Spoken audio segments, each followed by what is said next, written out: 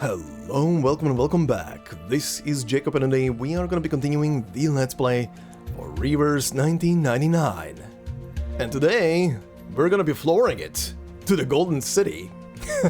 It is finally time to start the journey to catch up with main story again, because this is finally back in the Reflections. It was just recently back in the as a rerun in the Cosmic Overture menu, but now it's back in the Reflection. We also have the two character stories as well here. So we're gonna use the 2 weeks until the next portion of the Assassin's Creed collab comes in for the Odyssey story, and we're gonna catch up with some of the stuff that I kinda wanna catch up with, of course, before I head back into main story. It has been a while. It has really been a while since I did the last main story episode, so man, it's time. Only missing one story after this one, and then it's gonna be time for chapter 8. I'm excited. I'm definitely excited. But yeah, it is 2 weeks to go until the Odyssey portion of the story comes in. So with this episode and the next coming episodes, I will be doing a sort of a split in these parts. Like I said in a previous episode, considering I'm not done with the current Assassin's Creed stuff yet, because I still have the portion of Into the Shadows to go through with all of the stuff that unlocks there, the episodes from here on, at least today's and maybe the next two episodes in the Let's Play series, are gonna be structured like a 70-30 split. In the first 70%, I'm gonna be obviously going over the Golden City story, and in the 30% after that, I'm gonna go just back into the AC Collab and do the minigame and keep unlocking the lore entries and the Ezio story.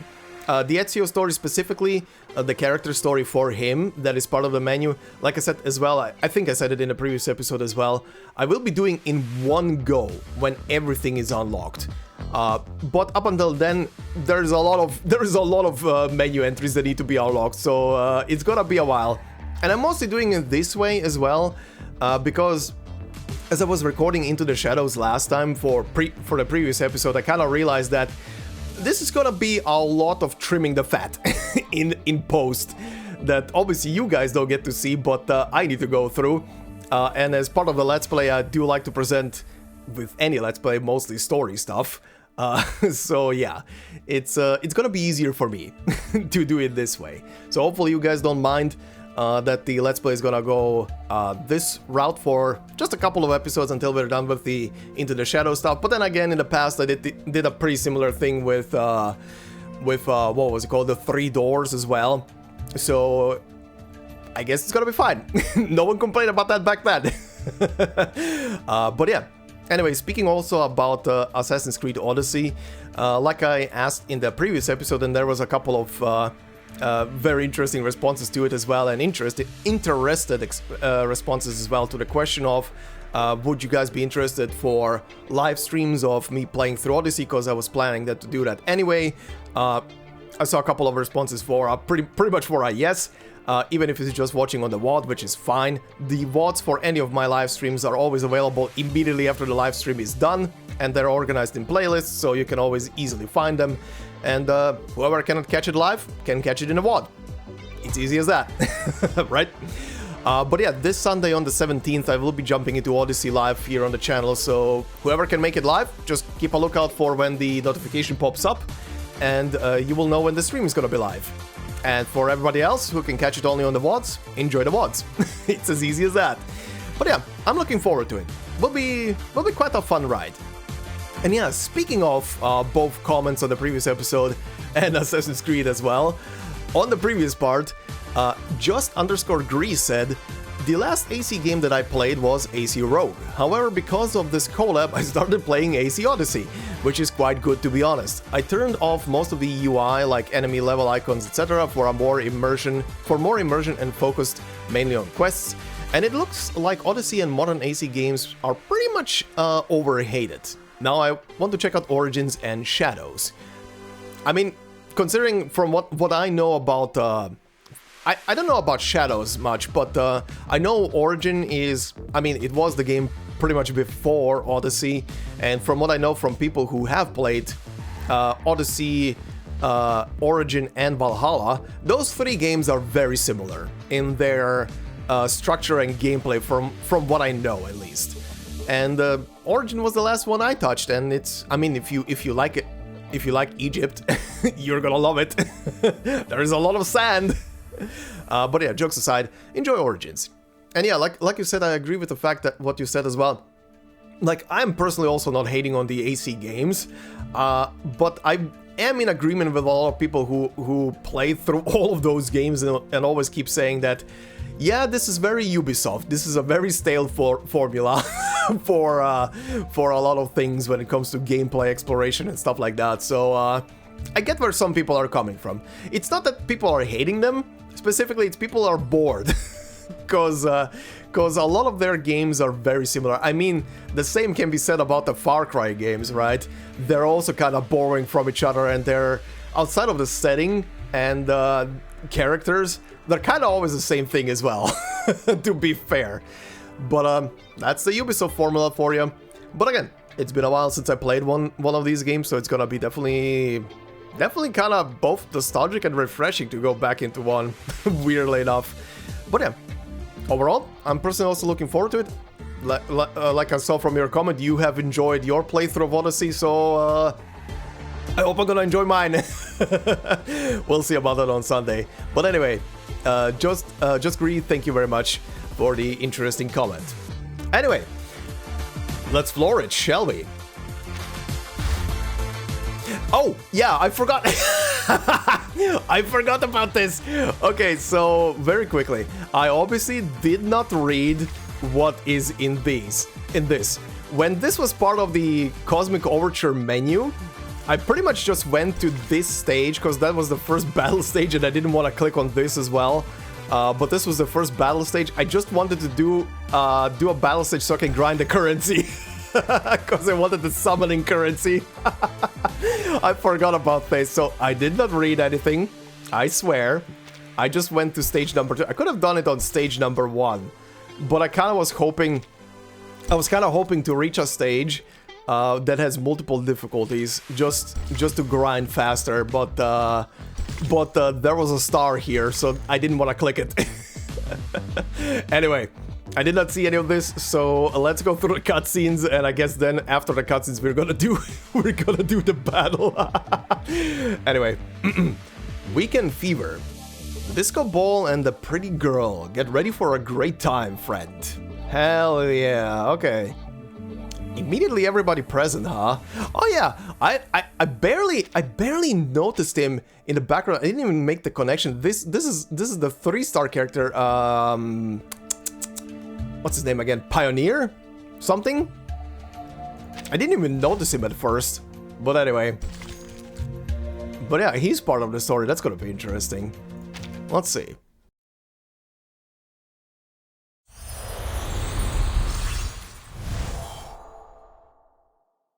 I swear that one Adam Sandler movie ruined disco balls for me. Every time I see a disco ball or hear the word disco, all I can think of is... Good afternoon, San Francisco! To my days out junkies, my loud and proud mischief makers, and all my beautiful little heartthrobs. Anyway, I wanted to say, all I can think of every time I see one of those twos or hear one of those twos is disco, disco, ooh, ooh. For those of you who know, you're old, like I am. Also, this announcer almost sounds like one of the radio hosts in Cyberpunk that is always, well, not always, but most of the time jumps in on loading screens. Anyway. It's your oldest and dearest friend, with the straight shooting of your father and tender loving just like your mama. It's your boy Vincent, aka the Old Ostrich. The Old Ostrich, Bringing you a balanced dish of good news and bad news. Let's soften the blow with the good stuff first. The New Age market has finally gotten a little reinvigoration after the harmonic convergence. Harmonic convergence, huh? Oh yeah, also, it is called Ostrich Radio. Fun. Was it a sign from another world? Or the harbinger of a Mayan doomsday prophecy? Ooh. Who knows? But why worry, my lovelies? Keep those heads in the sand and your ears to the ground. Mayan prophecies 2012 is gonna be the end of the world? Who knows? No. Because more visitors means more money. Huge potential for young and old to make some dough. Now, to hit you with the bad news. Oh. Yesterday's gangland battle stretched from the Styx all the way to the steps of the People's Palace. And it came with a particularly heavy drizzle of bullet casings to rattle you all night long. I swear, the only thing I hear from this guy's Good morning, Night City! Sorry. Last night, Leger Zeded and his Arcanist minions booted the Tung Ching Cham so hard in the ass that they've been driven right out of our city. If you're brave enough to head out into the streets, might still find a few gold teeth left on the ground. Now, the sweet, naive souls among you might think that means our fair city will finally have a moment of peace. But you listen to Papa Ostrich here, kiddies. This is only the beginning. Hell yeah. What Legers wants is nothing less than the whole damn city. And I have it on good authority where he's headed next. I'm told his aim is to make a deal with Hate Street's very own Joe, a.k.a. Jay Brown, for a stake in that juicy New Age market pie. Here's hoping that it goes smoothly. But if that fails, at least we'll have some quality entertainment. Now it's time for the old ostrich to duck his head again, leaving you with some solid music to groove your body and shake your booty with our next track, The Golden City. Alright, very appropriately named. Pop Ostrich. Give me a break. Anyways, what can I get you, guy? Okay, hold on, my guy. Holy gyat. What the hell? Tequila. Whoa. That is a design.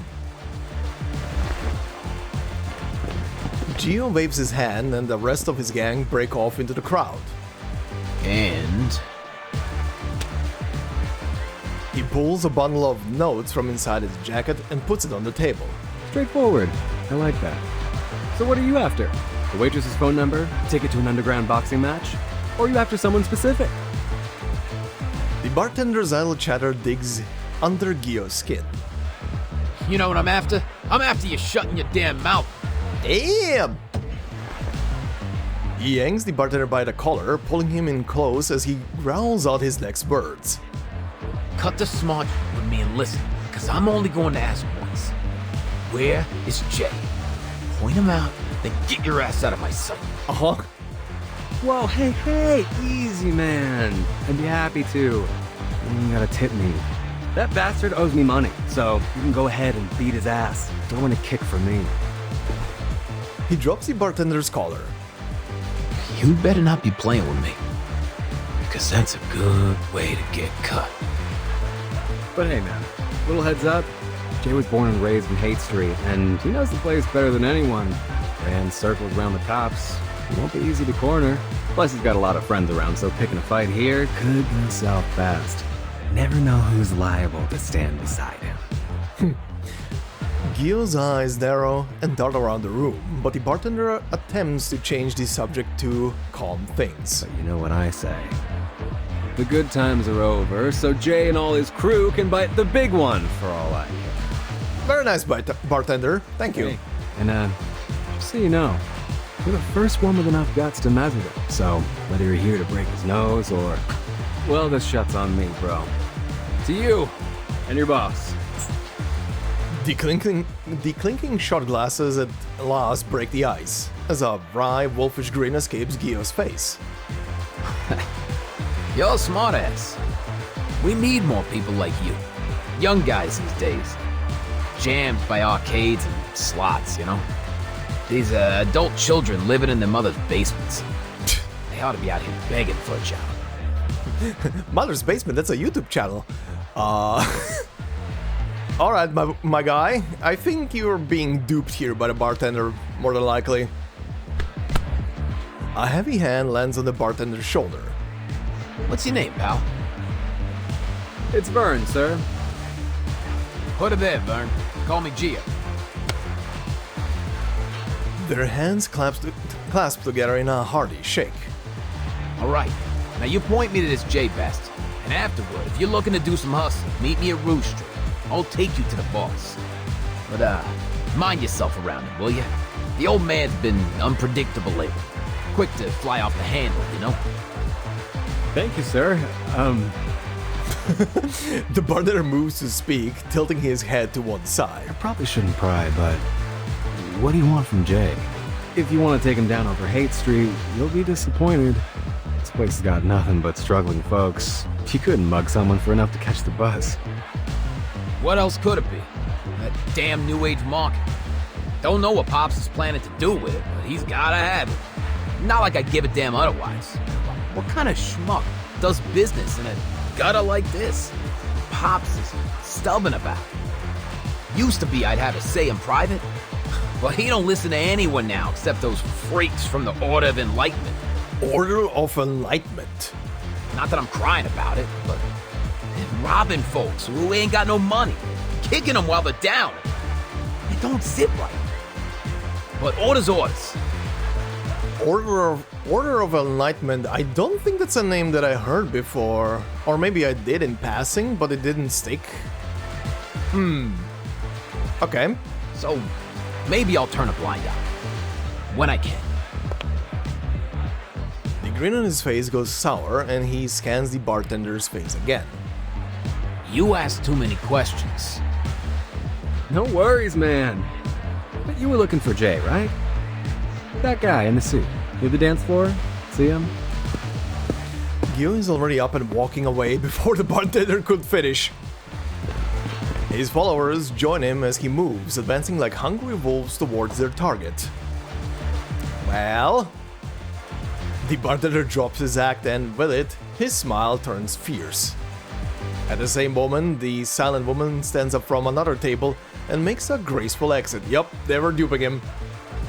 See you later, Jay. Hey, Mercuria! Oh, was the bartender Jay? Or whatever. Okay, this is also gonna be fun. Mercuria and Jay are characters that I had in my roster. Mercuria I used a lot. That I had in my roster since back when this story originally dropped. It's so weird to finally get something with them. Or rather, to experience the story with them. The bartender responds with an imperceptible nod. Okay, so the bartender was Jay. Kinda helps that I don't remember what Jay's voice was like as well on top of it. The Technicolor lights cast everything in a dreamy glow. Caught in the ecstasy of the pumping music, the dancers on the floor are unaware of the scene unfolding nearby. The lead wolf fixes his gaze on his target and signals to his pack. 3, 2, Damn, the music! 1! On his signal, they rush to the well-dressed gentleman. Hold it down! In a flurry of action, the gentleman is thrown from his seat down to the ground. As the violence erupts, the crowded dance floor freezes, and the music stops on a skip. Gentlemen, what is happening here? I had a feeling it's gonna be him. Hi. Gio steps hard on the gentleman's shoulder, leaning down on him. His face is twisted into a predator smile. Tie up his hands, but careful you don't break them. For now. Sure thing, Mr. Gio. Dentist. Well, that's a cool name. Dentist Eye? His grip tightens, veins bulging, and then... cracks. Well, that's an arm. The gentleman's hand pulls loose from his body, popping up through their grip and rolling across the floor. Well, What the hell? What's going on with... Huh? an unseen hand taps Gio's shoulder. He turns his head. Pow! A heavy punch strikes him across the jaw. That hurts. You got rocks in your jaw. There he is. Jay shakes his bruising hand before extending it down to the mannequin gentleman on the floor. Trust me, you're the perfect bait. You draw the fishies in like a magnet. I'm bait? Yes, apparently. Poor you. This is terribly unbecoming of you, Jay. Do you realize how many times this is? My body may be artificial, but my soul can feel pain too. Oh, that was funny. He gets like squiggly annoyed, pissed off lines around his head when... Oh, this is gonna be fun. Yes, Gio? You wanna say something?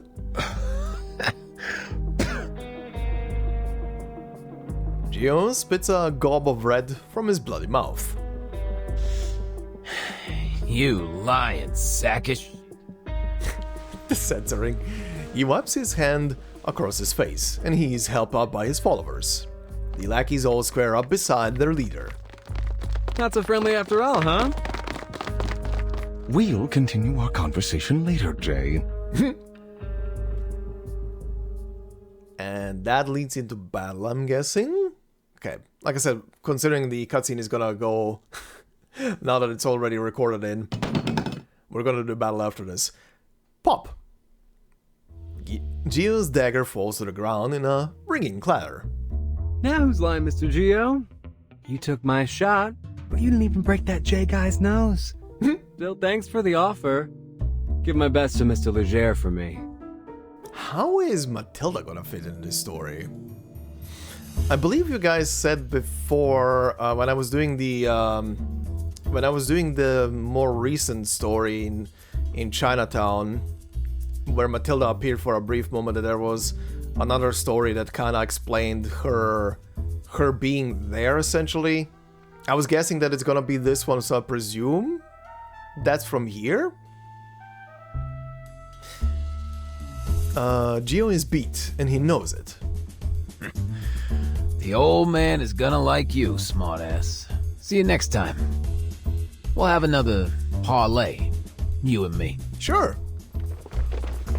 He falls back toward the door, flanked by his lackeys, before making a hasty exit. Yeah. Run on home with your tail between your legs. Legers, losers.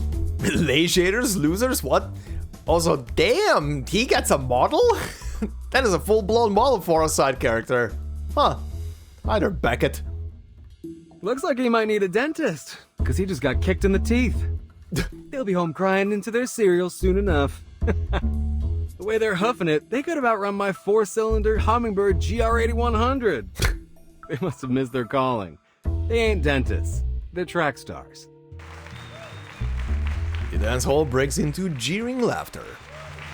Models are raised and cheers made in recognition of their triumph. Cheers to unbreakable bonds. To unbreakable bonds.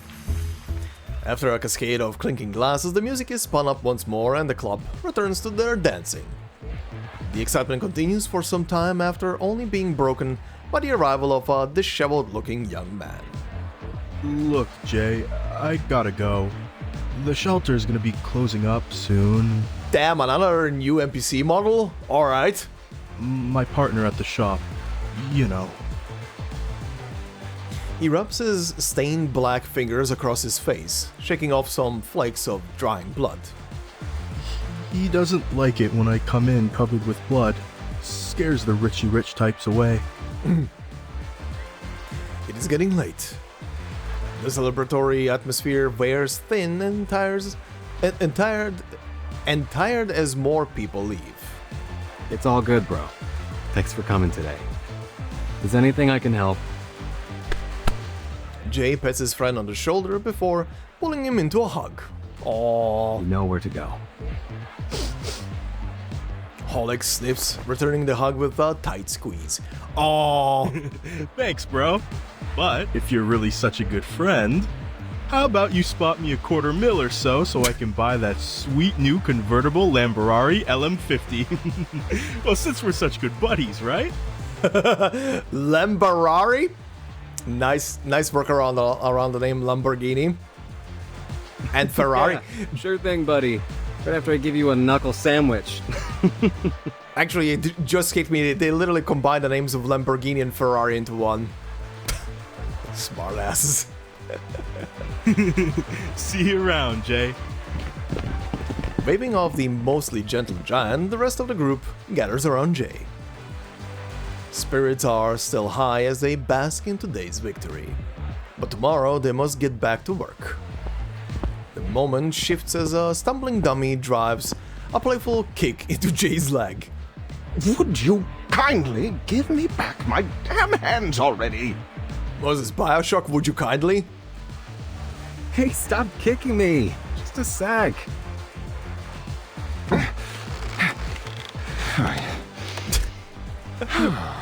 Poor Pioneer. My apologies. Where were my manners? He really lost his composure. Please don't take it personally, but I need to warn you that... Whoa, wait. Someone's missing. The disco ball continues its spin over the empty dance floor. Where's Mercuria? Hey, Miss Sputnik. Have you seen her? Sputnik is here! His eyes fix on the shining ball which stops then descends from the ceiling to speak. Oh, Miss What the shit? Mercuria. She left in a hurry carrying that dagger those rough-type gentlemen dropped. Excuse me, Sputnik? Do we follow her? Why is Sputnik in this story? Not that I mind, but what the shit? No, of course not. Also, I'm just assuming. Are they using Sputnik as a disco ball? That is hilarious. She's just doing her thing. He shrugs, looking out past the door. Just doing her thing, grimy alleyway. Gio stumbles. He catches his breath before glancing back through the long alleyway. The old man didn't tell us what kind of mess we were in for here. I'm not paid enough for this. Is Mercuria got up here before him? I think so. Ooh, hi. Hello. Hey. Gio, right? Uh-huh. He stands unmoving, unblinking. You're just giving it back? What's this meant to be? Some kind of insult? Hey, your boss runs me off. Now you're giving me back my own knife like I'm some pity case? Think I won't hurt you because you're a woman? Think again. Damn! Anger takes his wariness of the woman, and he swings out his arm. Uh-huh. The dagger drops to the ground as he reaches into his pocket, producing a wand. Uh-huh. Be the void!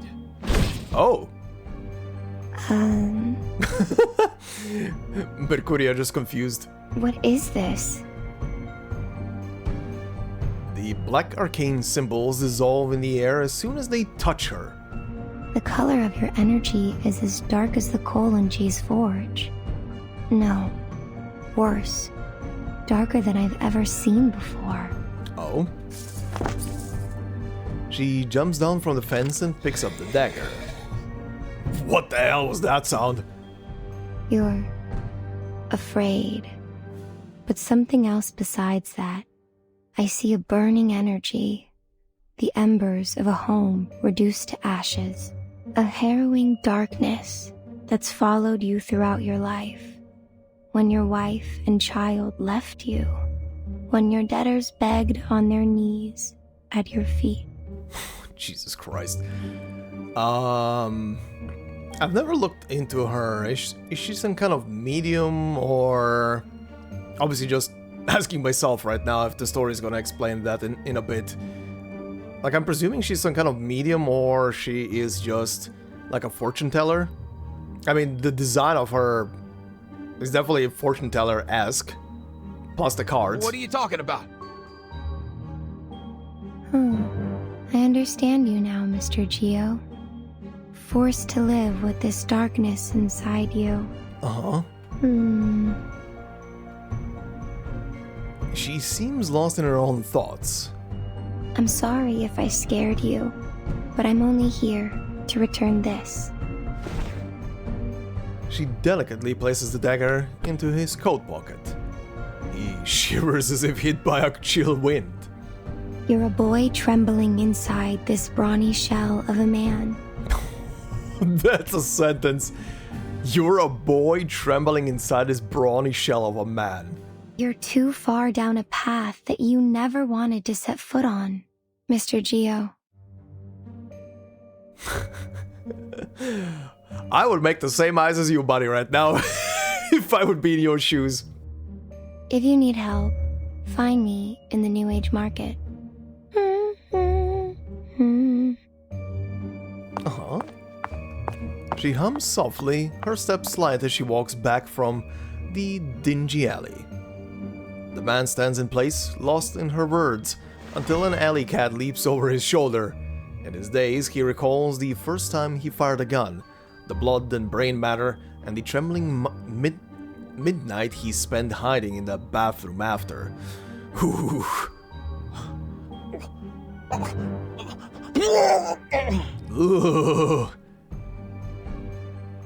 Ooh, that was a lot of anxiety all at once.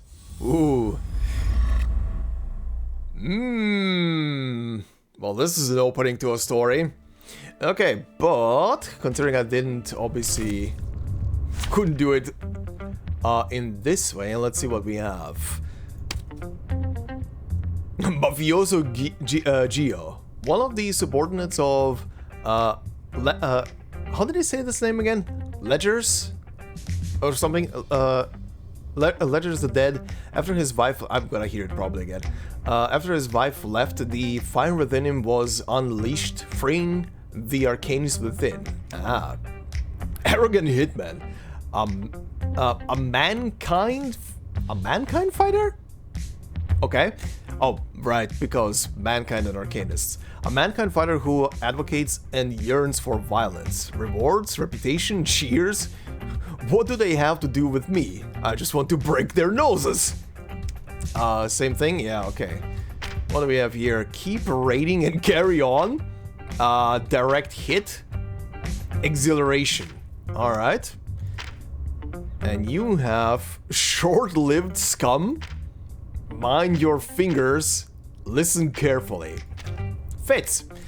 Also, let me make this team a bit more appropriate. Alright, this is gonna be good enough. Let's also see your skills again. I remember some stuff. DPS, shield, and riposte. Right, you have a counter. You apply this to the entire team, I believe. Heat treating. He was thrown into the fiery furnace of life at a young age, and to this day he still feels little fear. Alright, mass counter grants all allies a shield with Jay's attack, okay, for 2 rounds with each stack of burn on self granting an... Hold on, what? With each stack of burn on self granting an additional 3% shield factor, okay. After an ally holding a shield is attacked, Jay riposts with tempering. Mass attack, 40% reality damage to all enemies. Inflict 2 stacks of burn on the target hit. For every 10% missing HP on self, deals an additional 15% reality damage. Ooh, so it stacks. Hardness testing. A chance to test it in a real fight is hard to come by. So who wants to go first? Alright, 1 target attack, 450. 180 to 450. Inflict 2 stacks of burn on the target hit. For every stack of burn on self, grants an additional damage of 1%, plus 1% for 2 rounds. Okay. Over the Hay Street. This isn't an action film, and there are no heroes. Mass attack, 3% reality damage to all enemies. Right before attacking, inflict burn on the target equal to the number of burn stacks on self. Jay does not gain burn stacks from this attack, and from every excess burn stack on main target, this attack deals an additional 10% reality damage. Okay, I'm guessing he's getting burn stacks from his passives then? Because I keep seeing burn stacks on all of this stuff. When attacking, gain attack percentage equal to burn stacks on self, and resolves on burn to deal damage to self while retaining a number of stacks. Every time after Jay's attack successfully inflicts burn, Jay grants the same number of burn stacks to self. Ah, that's where it comes from. Alright. Take 50% less damage from resolving own burn stack and never fall below 50% HP this way. Okay, so at least he has a guarantee that the burn stacks will not kill him. Alright, I see. Easier to fight here than a back alley.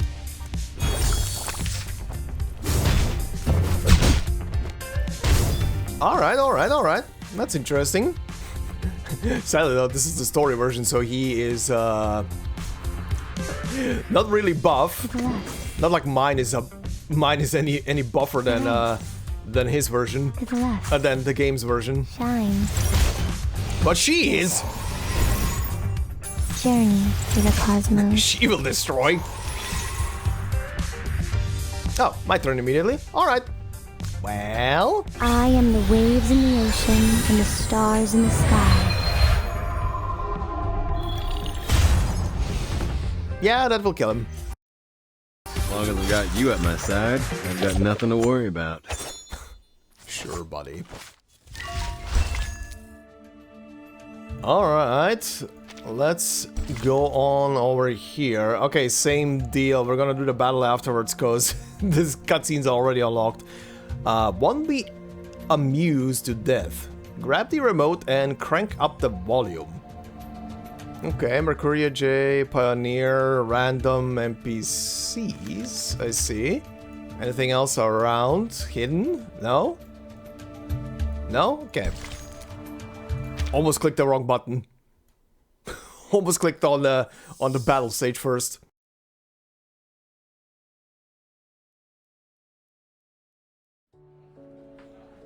Oh, this background.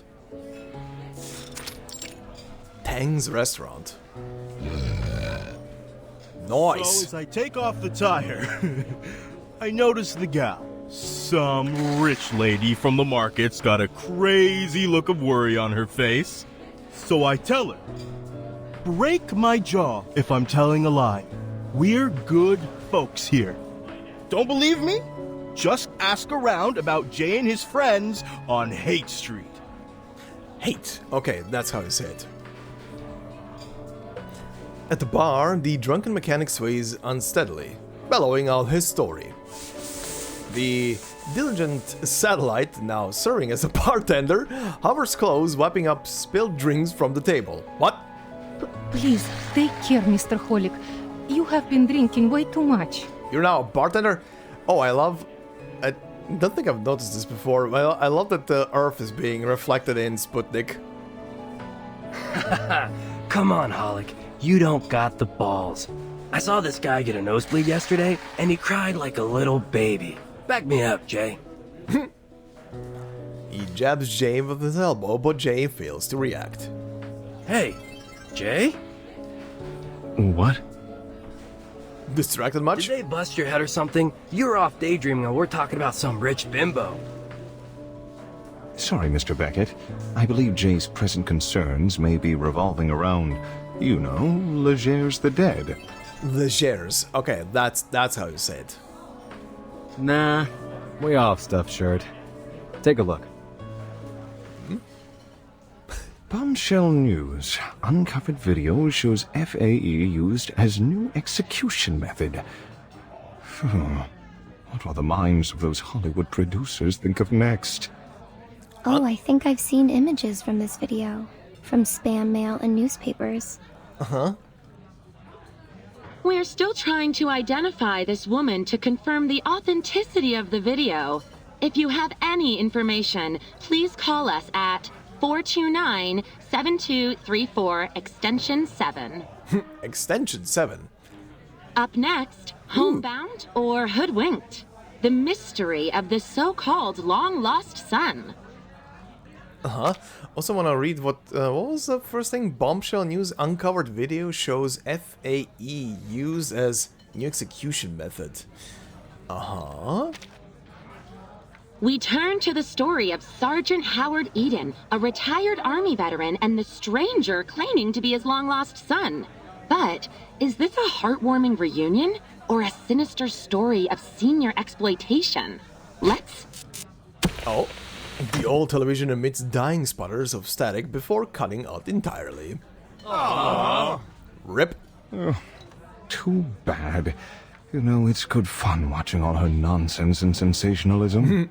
Smack the TV, it's gonna turn back on. Hey, show some respect. Sure, that whole how woodchucks could control the world piece she did was a little iffy, but who knows what those woodchucks could chuck at us?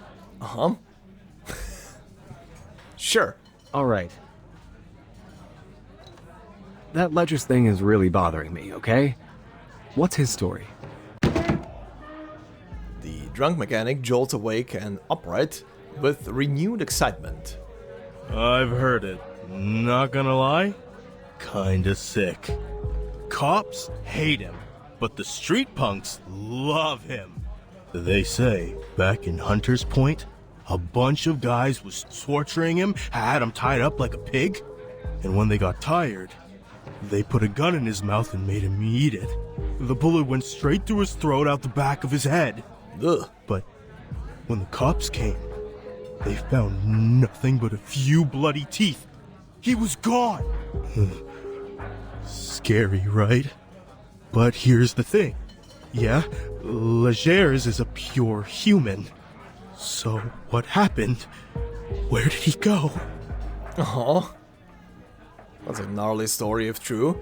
He waves his arms dramatically, animated and most cartoonish in his performance. Also, a bullet through the back of your throat?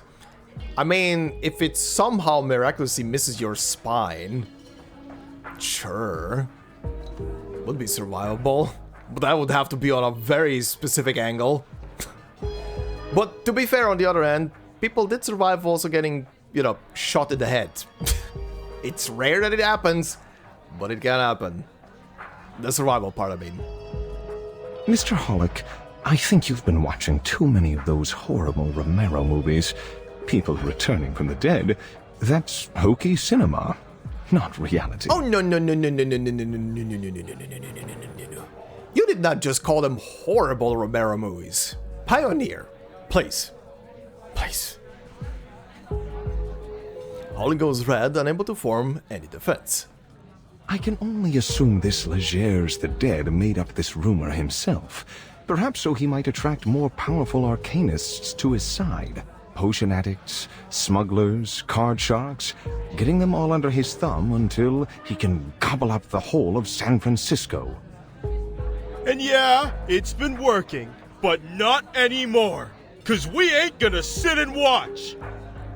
Afraid you're overestimating our strength, Mr. Hollick. Their enterprise is much more dangerous than all our previous rivals. No less so if they're aiming on partnering up with the lunatics in the New Age market. This would be one hell of a story if by the end this becomes like an actual Romero flick with zombies. Gotta agree with that assessment, Pioneer. It's been days since my last session with a paying customer. Seems like everyone is joining up with them, and their energy is disturbing, to say the least. They've been poking around my shop looking for some rare sort of books and materials. Kinds I never even heard of before.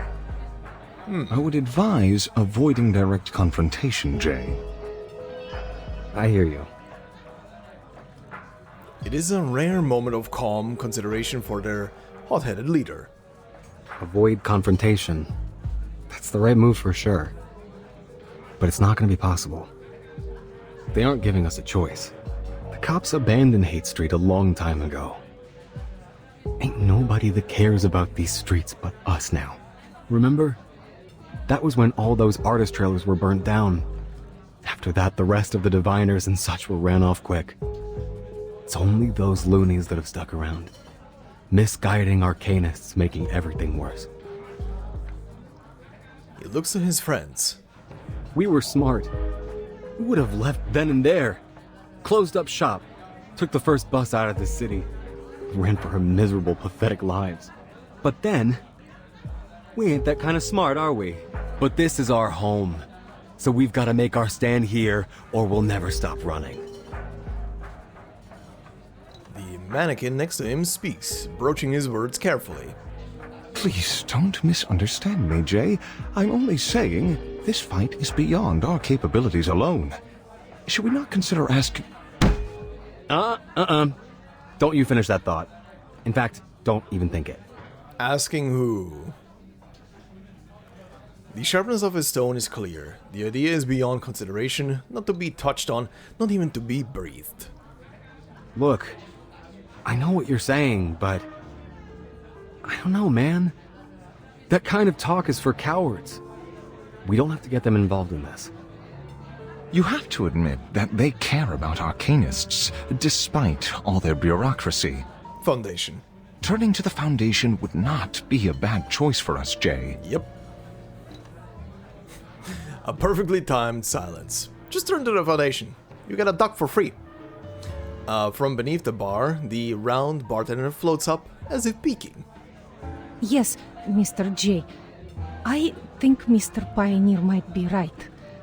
I don't want to lose my job because of these bandits.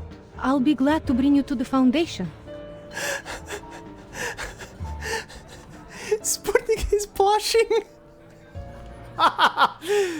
Okay, cute. Your assistance would be more than welcome, Miss Disco Ball. Okay, so they were using her as a disco ball. It couldn't possibly hurt to reach out to Paulina. Maybe she could help us with the red tape. She's your sister, after all. Jay looks away and huffs audibly. It's a childish, almost silly display. No. I'm only gonna say this once, and it's for real. This is our own business. Nobody else's. And especially not hers. This was definitely for real. The fucking the font changed. Paulina made her choice. She could have talked with me. She could have approached us if that's what she wanted. She had the chance. She's had years. Not a word. She has her own life. And she made it out of these streets.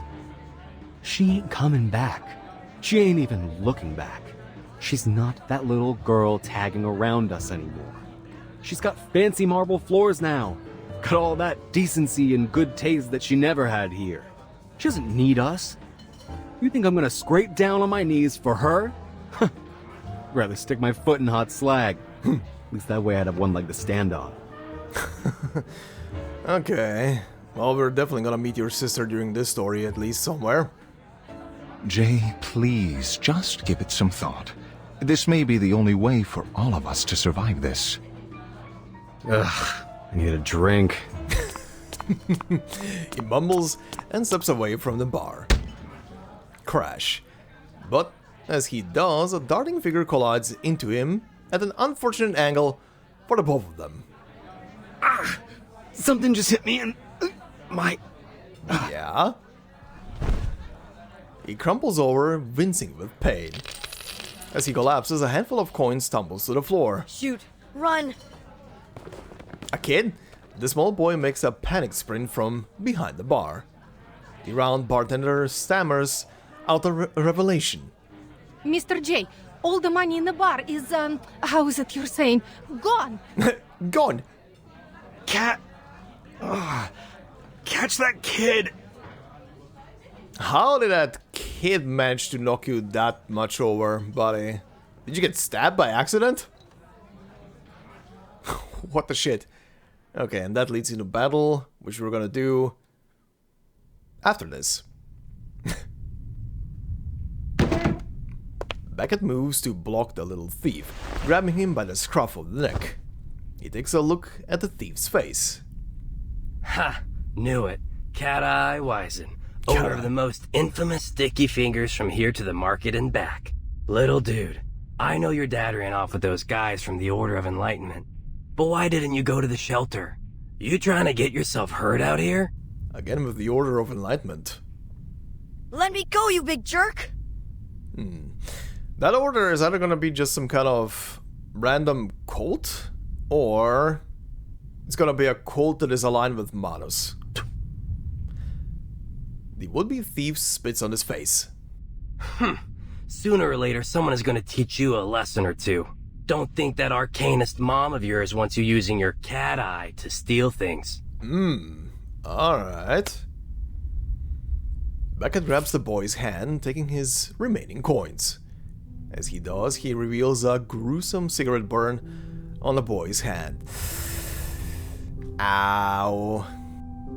I know things seem tough right now, kid, but acting like the world owes you something, it's gonna bring you nothing but trouble. When I got my finger chewed up by that machine, I lost everything. I could've went around sticking up places. I didn't. Think you got it worse than me? Uh-huh.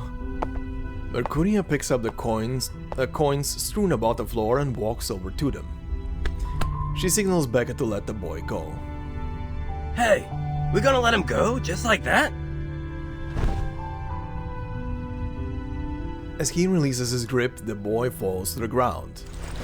Mercuria lowers herself to the boy's level, gently slipping the coin back into his dirty hand. Go on. Your friends are waiting out there. They look toward the door. A group of ragged, filthy children are watching them back, retreating timidly as they meet their gaze.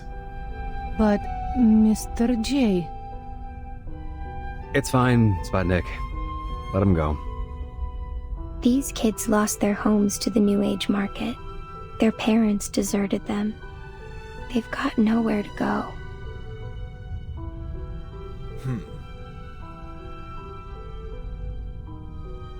Beckett, look at them. You can't compare. It doesn't work like that. Each suffering has its own energy. The boy picks himself up, muttering a thank you as he walks uneasily towards the door. Okay, at least he said thank you. Before he reaches it, a hand rests on his shoulder. Hey kid, you and your friends looking for some almost honest cash? Almost honest cash? You mean... Oh shit, he actually has a full model. Thanks, Jay. I got sharp eyes. I can do lots of stuff. Counting coins, cars, finding water drops. I'm great at spotting cheats and shady dealers. Jay pats him in a brotherly gesture. Easy, kid. Fill your belly first. Miss Sputnik, please get these kids some burritos. Dang, kid, those arms are like chopsticks. Hey, Miss Sputnik, let's make those extra meat. All right, man. Consider my second thought over. He slumps over the bar, giving a long sigh at an old photograph in his hand. That's the face he's making right now. I'm gonna guess that's his sister. What is a grumpy face? In the photo, he stares at the girl caringly, while she looks cold, longing for independence and freedom. Regardless... But get this straight. If I see her fold her arms and give me any of that snooty attitude, we're gone. Out the door. No discussion. Alright. Oh, what? Why did that open all of a sudden? Did I hit a hotkey for that? Huh? That was weird. Okay. First off, before we get into that, there is a battle to do. Oh, wait, did the lineup only get changed? Oh no, wait, never mind. that was because of that was the theme I was using to grind. Okay, so what was in here? I do remember that I was I'm sorry, I was beating this kid up so much. Anyway, Cat Eye Wizen. A young pickpocket from the suburban trailer park with sharp cat-like eyes, nimble hands, and a pair of muddy, tattered canvas shoes. The young Wizen has managed to snatch meal after meal without getting caught. One-sided transaction, encounter on the street, optical deception. Oh, and the healing box is belonging to Mercuria. This healing box contains incense, candles, and potions. Everything you need to... everything you need for maximum effectiveness. And another healing box. Okay. Right, now I actually need to rearrange people again. Alright, let's go. Easier to fight here than a back alley. Dick quack. Alright, this is gonna be easy. Let's get this done. Sharp blade.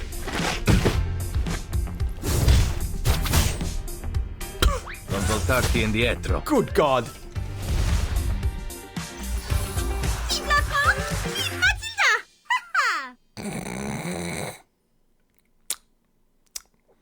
Also, the kid really had to go for... Sure. Did the kid really... The kid had a death fish. Jesus Christ. Okay, so what is this now? Returned to sender. A few simple letters cleared of dust. The underlying concern is evident, but there are also hints of restraint. Pick up and look. April 3rd. Hey, I heard you just arrived at the old headquarters of the St. Pablo Foundation. I bet you're disappointed by how they put on airs while talking so crass. How have you been? Everything alright? Talk soon, waiting for your good news, kiddo. Uh-huh. April 20th. Holic is saving up to open a repair shop. The guy is finally coming to his senses. I still haven't got your reply, Polly. If you threw my letter in the trash or burned it, let the mailman know so I don't have to keep wasting paper. Are they keeping you so busy that at your wit's end? The restaurant's always ready to have you back. Take care of yourself, kiddo. Okay, so letters from Jay to his sister. I'm trying to think now. Polly. I don't think I've seen her, but I also have a feeling that I did see her. I don't know. Oh, that is her. Okay, then. A small box. It's not too light and not too heavy. Okay. Did I... God, me and names. She does look familiar, but I could be confusing her with someone else. Oh, flashback? An old room. Oh, Jay's place probably. The wind sways the window shutters as it blows in through its gaps. The thin door does nothing to block out the noise beyond it. Clattering dishes, clinking glasses, and chattering talk peppered with curses. Curled up on the bed, a girl sniffles, holding her teddy bear tightly. But Joe, those men in white said there won't be any more bad people around the school. She's French? And nobody will be hungry, just like before, like with Mom and Dad. Okay. I mean, I guess I could have expected it with a name like Paulina, but okay. They'll give us candy, and soup, and real meat every week. And a big comfy house. Aww. She raises her little hand, as if reaching out to a dreamlike house. Cover up a little more, Polly. You're gonna catch a cold. Oh, baby Jay. Her brother wipes her nose with the back of his coarse and calloused hand. You can't trust anything adults tell you like that. If they give us candy or soup or even meat, it's because they want something from you. Nothing you get in this world is just given away. Least of all from people like them. But they did give me a fun job. See, now I can make straw dolls and sell them for money. The shabby pile of dolls are stacked up on an old wooden table nearby. That's because they need you. Our little Paulina is one of the most cleverest kids in all of Hate Street. So, are they bad guys? Bet on it. Only good adult I ever met is Mr. Tang. Okay. But Joe, what if they're not lying? And you don't have to wash dishes, or take off tires, or any of that stuff. Jay! Hey, Jay! 2,000 beers for our guest! Get the move out, lazy boy! A loud voice booms through the door, his tone sharp but strangely paternal. Don't overthink it, okay, kiddo? I'm right here with you. Always will be. Okay, but if you do leave, you have to tell me first, because we'll always stick together. Deal? Deal. Aw. He rubs her hair before tucking her and her bear into the blanket. Sleep tight, Polly.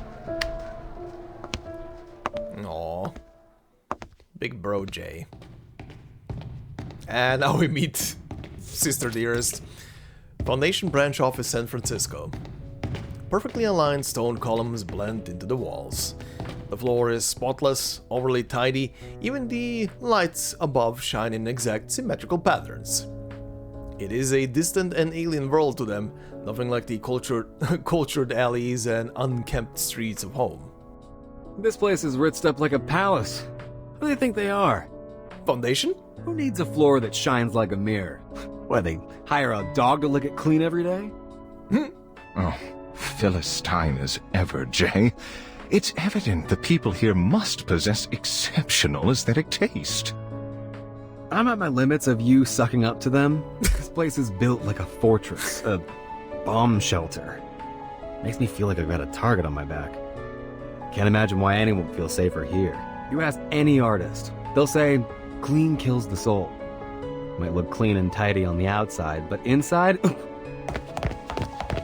He looks around absent-mindedly, failing to notice the 3 staff members walking in his way. Wham! Shoulders collide, sending the small girl sprawling over. That hurt! Ugh, just what this place needs. Another stupid oaf that does not know how to watch where he is going.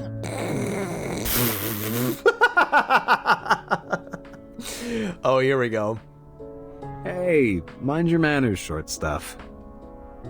Excuse me? Did you just call me short stuff? Yes, he did. Because you're short. Jay's clearly taking pleasure in the petite girl's annoyed outburst. My man. I apologize for my friend, miss. He ought to mind his own manners. Considering you two look as though you have just wandered in like, how do you say, lost puppies? I'll let it go, just this once. Matilda, never change, please. Never. Are you here to register as Arcanists? Sorry, we're just in the middle of a shift change. Please wait a moment. Isn't it Fiona's shift? She should be able to handle this on her own. There is work to be done, people! Quickly! Vite vite! Vite vite! She leads the team away with swift, half-stomping steps. Matilda, how are you gonna get embroiled in this? Hello. Welcome to the St. Pavlov Foundation Reception Center. How can I help you? Fiona, Hello. We're here to visit a member of your staff for, some private matters. If possible, we'd like to have a conversation with her in person. The staff member's smile is visibly forced. Sure. Please read the visitor's advisory here and fill out these forms. The dense tower of paper tumbles out of her hands, spilling out over the floor. I'm so sorry, sir. Just let me pick these up. Jay bends down to help her pick up the documents. Relax, miss. It's nothing, just a short visit to my sister. She's like a clerk here or something, nothing important. Her name's Paulina Lesage. Just tell her that it's her brother, just popping by for a visit. Lesage, huh? The receptionist falls silent and pale. Paulina Lesage. Could you tell me your name again? It's Joe. Joe Brown. You can call me Jay. Fiona anxiously shifts through these scattered papers. Oh, whoops. I hit that by mistake double. She looks down at the list in her hand, then up at the person in front of her, repeating the process several times. As if confirming something with delicate care. Then she stands and, after regaining her composure, begins walking down the hall. Follow me, please.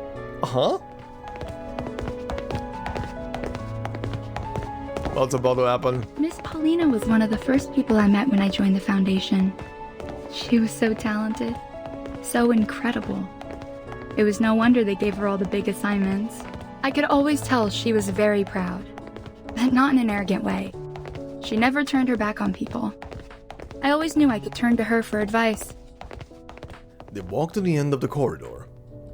As the staff members move about their work, there is a spirit in the air, light, almost joyful, as if it were the day before a holiday. It's the first time that we swept Manus that badly. They even forgot the rest of their supplies in the basement. What are they gonna do without those? Now that we have some spare manpower to chase after them, I heard the Team Razor has started searching for the Foundation's lost assets. Ooh, this is an interesting sentence. Alright, yeah. Razor? After all this time, we're finally back on the trail. I don't know, man. Good as it seems to be, I'm worried the news is getting out of control. Now rumors are spreading everywhere. It could get dangerous. Yeah, guys, don't get too full of yourselves. Otherwise, why would we have been assigned here with Mr. Bernard to get to the bottom of this? Shh, sip it. The people chatting by the door take notice of the unfamiliar visitors shifting their gaze as they make way. What, you guys having a party or something? Never seen an office so smiley. Smiley. Feels like a sales day at the mall. All those eager girls and boys running past the window. A mood like this usually comes with good news. Please don't pay them any mind. They're just chit-chatting. Doesn't really mean anything. It might mislead you even. Uh-huh. She takes a key from her pocket and inserts it into the lock. But she doesn't turn the handle. Her hand rests on it reluctantly.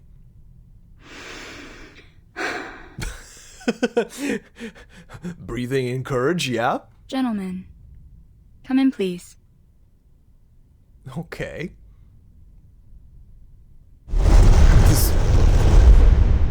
This is a build-up. Hey, it's the background for this library again, huh? Archive room, rather. San Francisco branch. Beams of harsh light descend from above, stretching near to far. The space is vast and silent. Despite all the smiles, it hasn't been easy for us recently. Our time and resources have been stretched thin. We've suffered a lot of losses. It still feels a little unreal that we're still standing. A lot of good people sacrificed everything they had to get us where we are. The walls are lined with transparent cabinets, each marked by a stamp-sized photo. Next to the photo, the label numbers increase like a timer, progressing digit by digit. Oh no, is she dead? The numbers grow, ticking over from tens to hundreds and further. Excuse me? I suppose that's also just idle chit-chat. Maybe I don't know any more than they do. I only just wanted to say, since your family, that Miss Paulina was one of the best people I've ever met. Oh. An asset to everyone here at the Foundation. Oh no. She stows before yet another column of cabinets, no different from the many behind and in front of them. Each one the same as every other, except for the photo. Gentlemen, this is where the remains of all those that died in the service of the St. Pavlov Foundation are kept in memorial. I'm so sorry that I have to be the one to tell you, but Paulina is here too.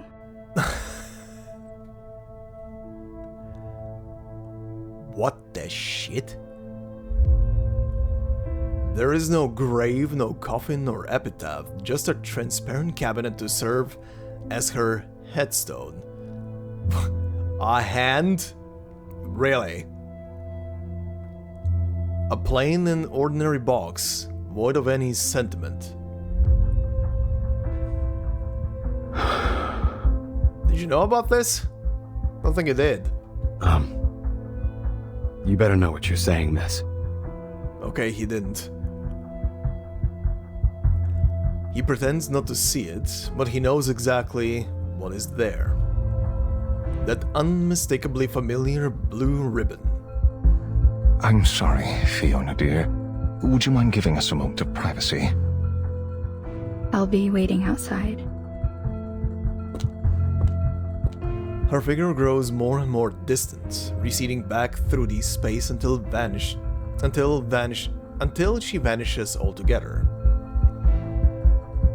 Jay, are you going to be all right? Is he?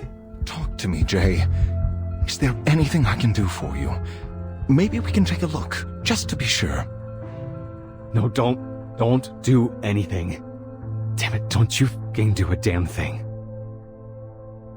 He struggles again against himself, failing to hold himself back. How can all that someone was, be in a box like this? It's so small. My only question is, why is it only a hand? This is some kind of sick joke. Jay! Easy, Jay, easy. Pioneer grips his arm tightly, staring directly at him. The atmosphere is filled with heavy, unspoken tension, until Jay lifts his gaze to meet the mannequin's own. Do you have her photo? You stay here. I'll go double check. With trembling hands, Jay pulls out the crumpled old photograph from his pocket. He holds the photograph, comparing it closely to the one in the box. Then a strange look of astonishment washes over him. Jay! Jay! This can't be right. Come here, Jay. You need to take a look at this. Jay walks towards him like a zombie, and then... Wait, this? What the heck? This isn't Paulina! It is as if a light suddenly flickers over his head. So then what? This is all some kind of bullshit? That woman out there just decided to mess with my mind? Or did she not want us to see Paulina? Maybe they got the photo wrong? Or maybe they got that person wrong? No. Look at that ring on her finger. Polly wasn't married. She couldn't be. She would have told me. Unless... she just doesn't want to see me at all. So maybe she put her friend up to all this. But this just gives her away. Polly said it herself. She'd rather die than stay with me and never live at all. I knew then she'd never look back. Man, this was stupid. Never should have let you talk me into coming here. I know that sometimes brothers and sisters don't get along, but I thought that only meant little fights, quarrels over toys. This is something much worse. We're leaving. Now. Ugh. I can't stand the idea that she's just looking at me through a monitor, maybe even laughing at her pathetic loser brother. Get me out of here before I turn this place upside down. Aw. Okay. I apologize. I'm sure this loss must feel... Nah, ma'am, I think he's pissed right now. Jay hides his face, making an exaggerated show of his tears, while Pioneer gently pats his shoulder. Such heart-wrenching news. I'm crying my eyes out. Oh god. The fake tears. It is an oddly captivating performance. If Hyde Street didn't work out, perhaps he ought to head to Hollywood. Oh, but there's nothing we can do now. Sorry for bothering you. We'll be on our way out now. Let's go, Jay. Uh-huh. Propped up on one of the mannequin's shoulder, the heartbreaking act is nearly flawless. Please wait, gentlemen. You need to fill the visitor's log form first. And... let me see... this one. She pulls out a yellowed and worn piece of paper. Please, sign your name here as her next of kin. Consent form? To document that I've confirmed the death of a Foundation staff member. What is this? He looks up with disdain, catching himself as he remembers his supposedly weeping face is dry, and bursts it back down again. Why do I have to sign? Don't you understand? I can't take any more of this. I'm sorry, but please bear with me. I thought we might confirm her belongings with you. It's standard policy, though usually within the Foundation. Then I could ask my superiors. Maybe they'd let you take these home. Uh-huh. So... they didn't confirm that is Paulina? Here, I'll just need your name and address. They just thought it because of the ribbon maybe as well? What? That's just sick, miss! His expression changes abruptly, rising up into a bitter scowl. You're really asking me to sign some papers? For what? So you can hand me off some old junk and pretend this never happened? You think that's enough to get me to stop asking questions? Where is she? Did you really think it would be this easy, sis? That I didn't care? He grabs Pioneer and runs off without looking back. Sir? Sir! Uh-huh? Security, stop those two gentlemen! They haven't signed the confidentiality agreement! Oh.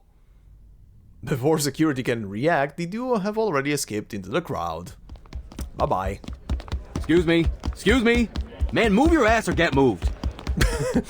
They dart through the bustling halls, dodging employees with cat-like grace. What's going on? They're after us like we tried to ditch a bill for dinner. Are they just trying to pronounce her dead because there's some other reason behind this thing? Probably. Told you these Foundation creeps are all the same. As soon as you don't buy what they're selling, they start trying to get you shot. If she wants to cut me loose, then she can damn well say it to my face. But not like this. Not this bullshit. They wind through the twisting corridors until, at last, they find an exit and dive through. There is a wave of uneasy commotion in the hallway as people gather in a throng. A tall man boos through the crowd. As he passes, the throng goes silent. Fiona, can you tell me what happened here? Now, Bernard. Okay, interesting. So, she isn't dead. I'm guessing from this that she isn't dead. Whoever that hand belongs to is someone completely different. But it's very interesting. It's just a hand and it's completely pristinely kept intact. Alright. A new guest. But there's the duck. And I guess that is Bernard. A new guest, along with a new mission. Let's see. What's the mission? And who's the guest?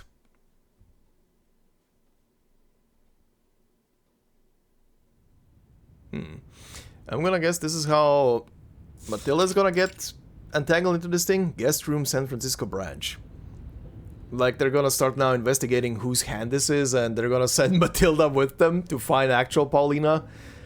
Neatly stacked clothes lie on the bed, the suitcase open and empty. On the eve of her departure, she paces back and forth in the room, tidying as she goes. Matilda.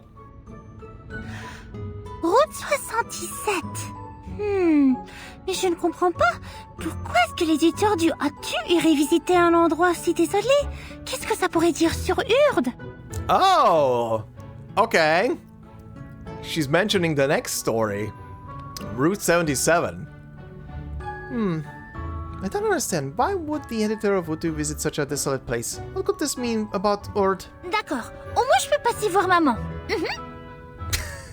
Aha. Alright then. At least I can drop by and visit Mama.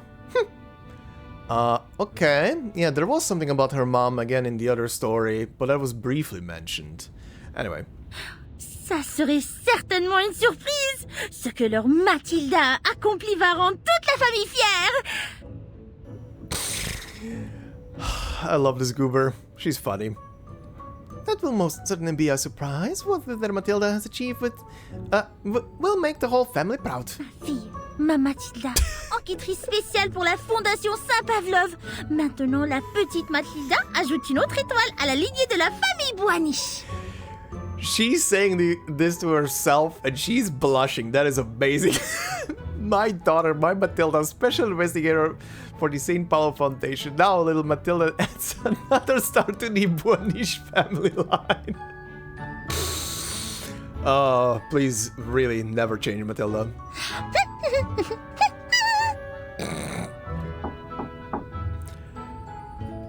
Right, knocking. The sound of knocking comes at an inconvenient time. Miss Boaniche, a moment of your time. Unfortunately, it seems our mission has been cancelled.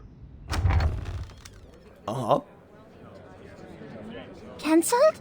Why? You may have heard what Fiona did.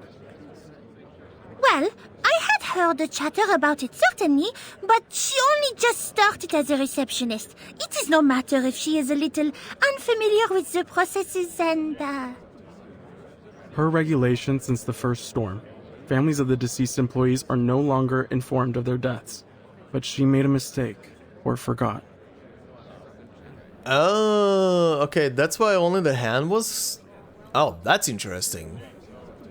How did that happen?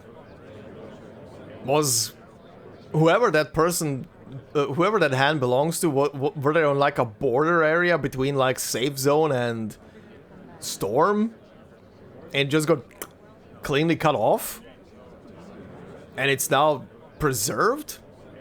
I am more curious about how that hand is still looking like it's alive, basically. Is it like a preservation method that they are using, or is the storm just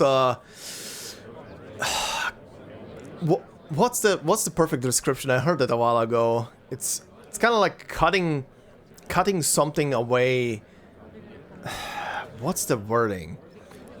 It's cutting something away from the other object, like on a dimensional level or something.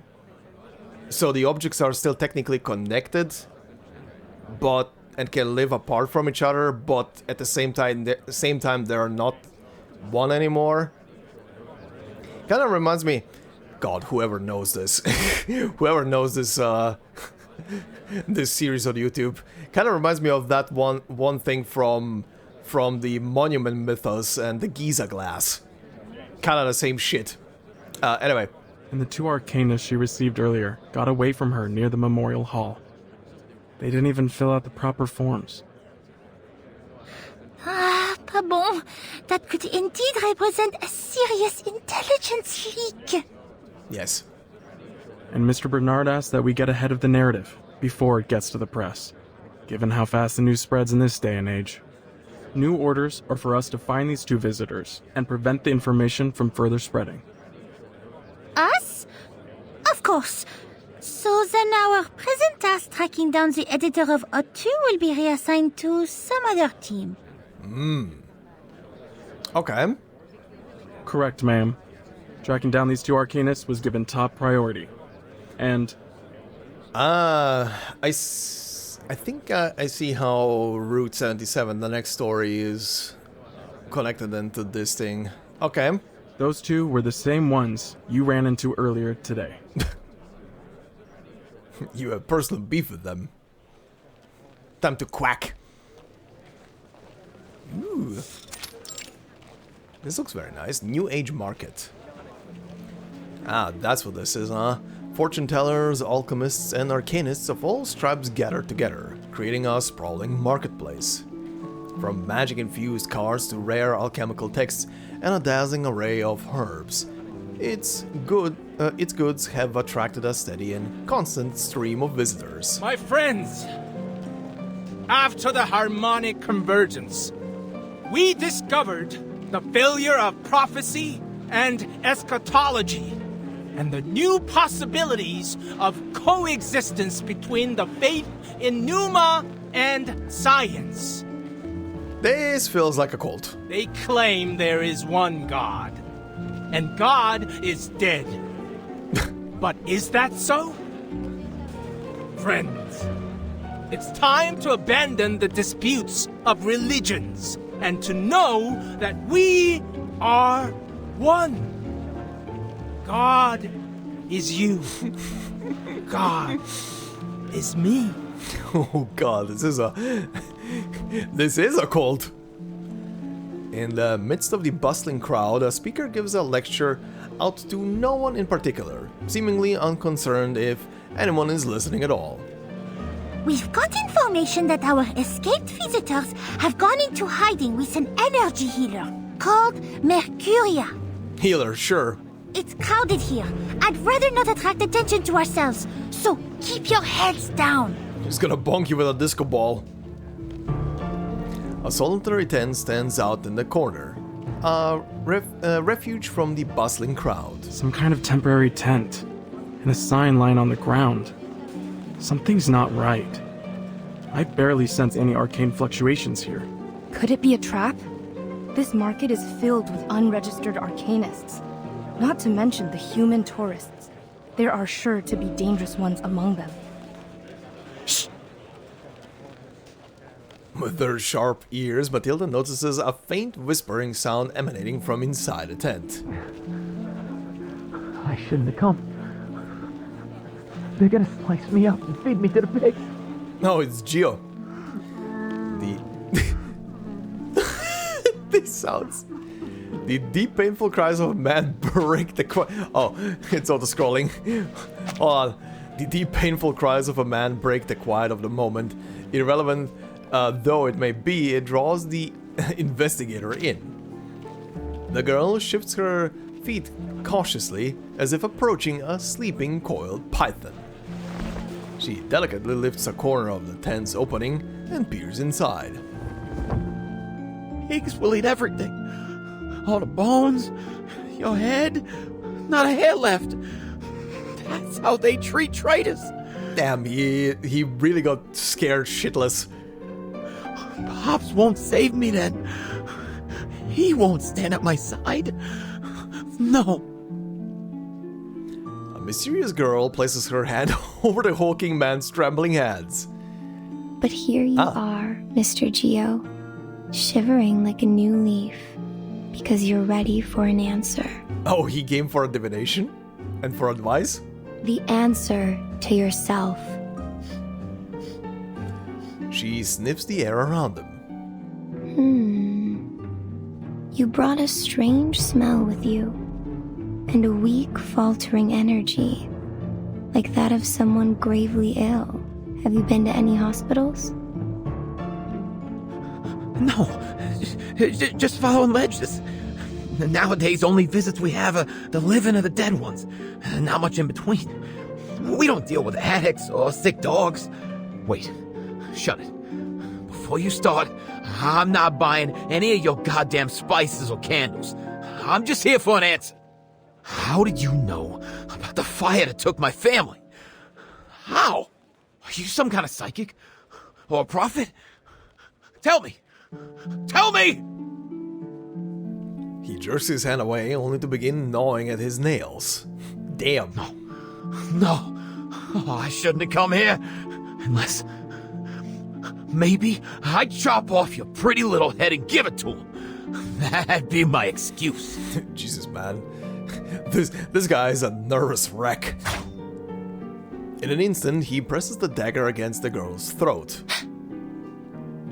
Matilda fights the urge to rush forward to help. Whoosh. The candle illuminating the room is snuffed out. What have you got? What do you see in your hand? Is it a knife for my throat? Or a diamond-covered key? Shut up! Stop babbling! You're just a witch who survived her burning! A liar! Damn. His hand trembles again. Breathe. Slow and true. Look at it again. This is a dagger forged in your own dark flame. Jesus Christ, Mercuria. He looks at the dagger as if seeing it through new eyes. Everything has a shell of meaning. But hold your gaze on it and it all strips away. Until those words become strokes of black and that dagger becomes a cold sheet of metal. Her incense burner releases a puff of strong, scented potion into the air. Whoa! All at once, the dagger transforms into a blazing fire. It slithers up the man's arm to warm his face, roiling and coiling like a snake. Holy shit. What's going on? Meaning is a cage. Cast off its shackles and nature reveals itself to us. Don't be afraid. Hold that feeling. Now close your eyes with me. Okay. He's Do you very see interesting. A door surrounded by darkness. Yes. The door is shaking. Like something's behind it. No, it's scared. Don't try to picture it. Take away the shell. Just tell me by the impression. Where does it lead you? It goes home? Fire! The door's on fire! No, I don't want to go there. Not there. Someone's screaming. Savina! My baby! No, no! Help them! Help them, please! Jesus Christ. That's over now. Look around. Who is with you? Pops and others. They're standing with torches and chains. Who are the others? I don't know. I don't know. Their eyes are covered by hands. Manos. No, not hands. Those are hand-shaped masks. Manos. Manus Vindicte! Oh. A beam of light breaks in from above, expelling the smoke and darkness of the scene. The extinguished candle catches flame once more, and all present return to reality. Hey, who's this girl? Didn't your mom teach you not to spy on people? A hand stretches from behind and lifts the investigator up to her feet. You! You! Behind them, urgent footsteps reach the scene. Miss Boniche! Damn it. You're the girl from the Foundation. Ain't that just my luck? Jay flings the girl from his hand like a hot potato. Toss the duck. Whee! Catch him! Am I gonna fight Matilda here? That'll be hilarious. I get a fight with Matilda. Please be Matilda. Okay, it's not Matilda. It's actually versus Jay. Okay, never mind. No description, huh? Only whatever he does as an attack here. Healing box again? Alright, so what do we have? Over the Hate Street. Oh, he does have hardness testing, heat treating. Okay, so he does have his regular skills here, huh? That's funny. Alright. Straight to the point. I like that. Look, whatever you do, don't go for the assassin. He's only here because the duck is gonna get one-shot by anything anything in here. Wait for the right moment. She's leveled. Sharp blade. Oh god. Regaining control of our bodies.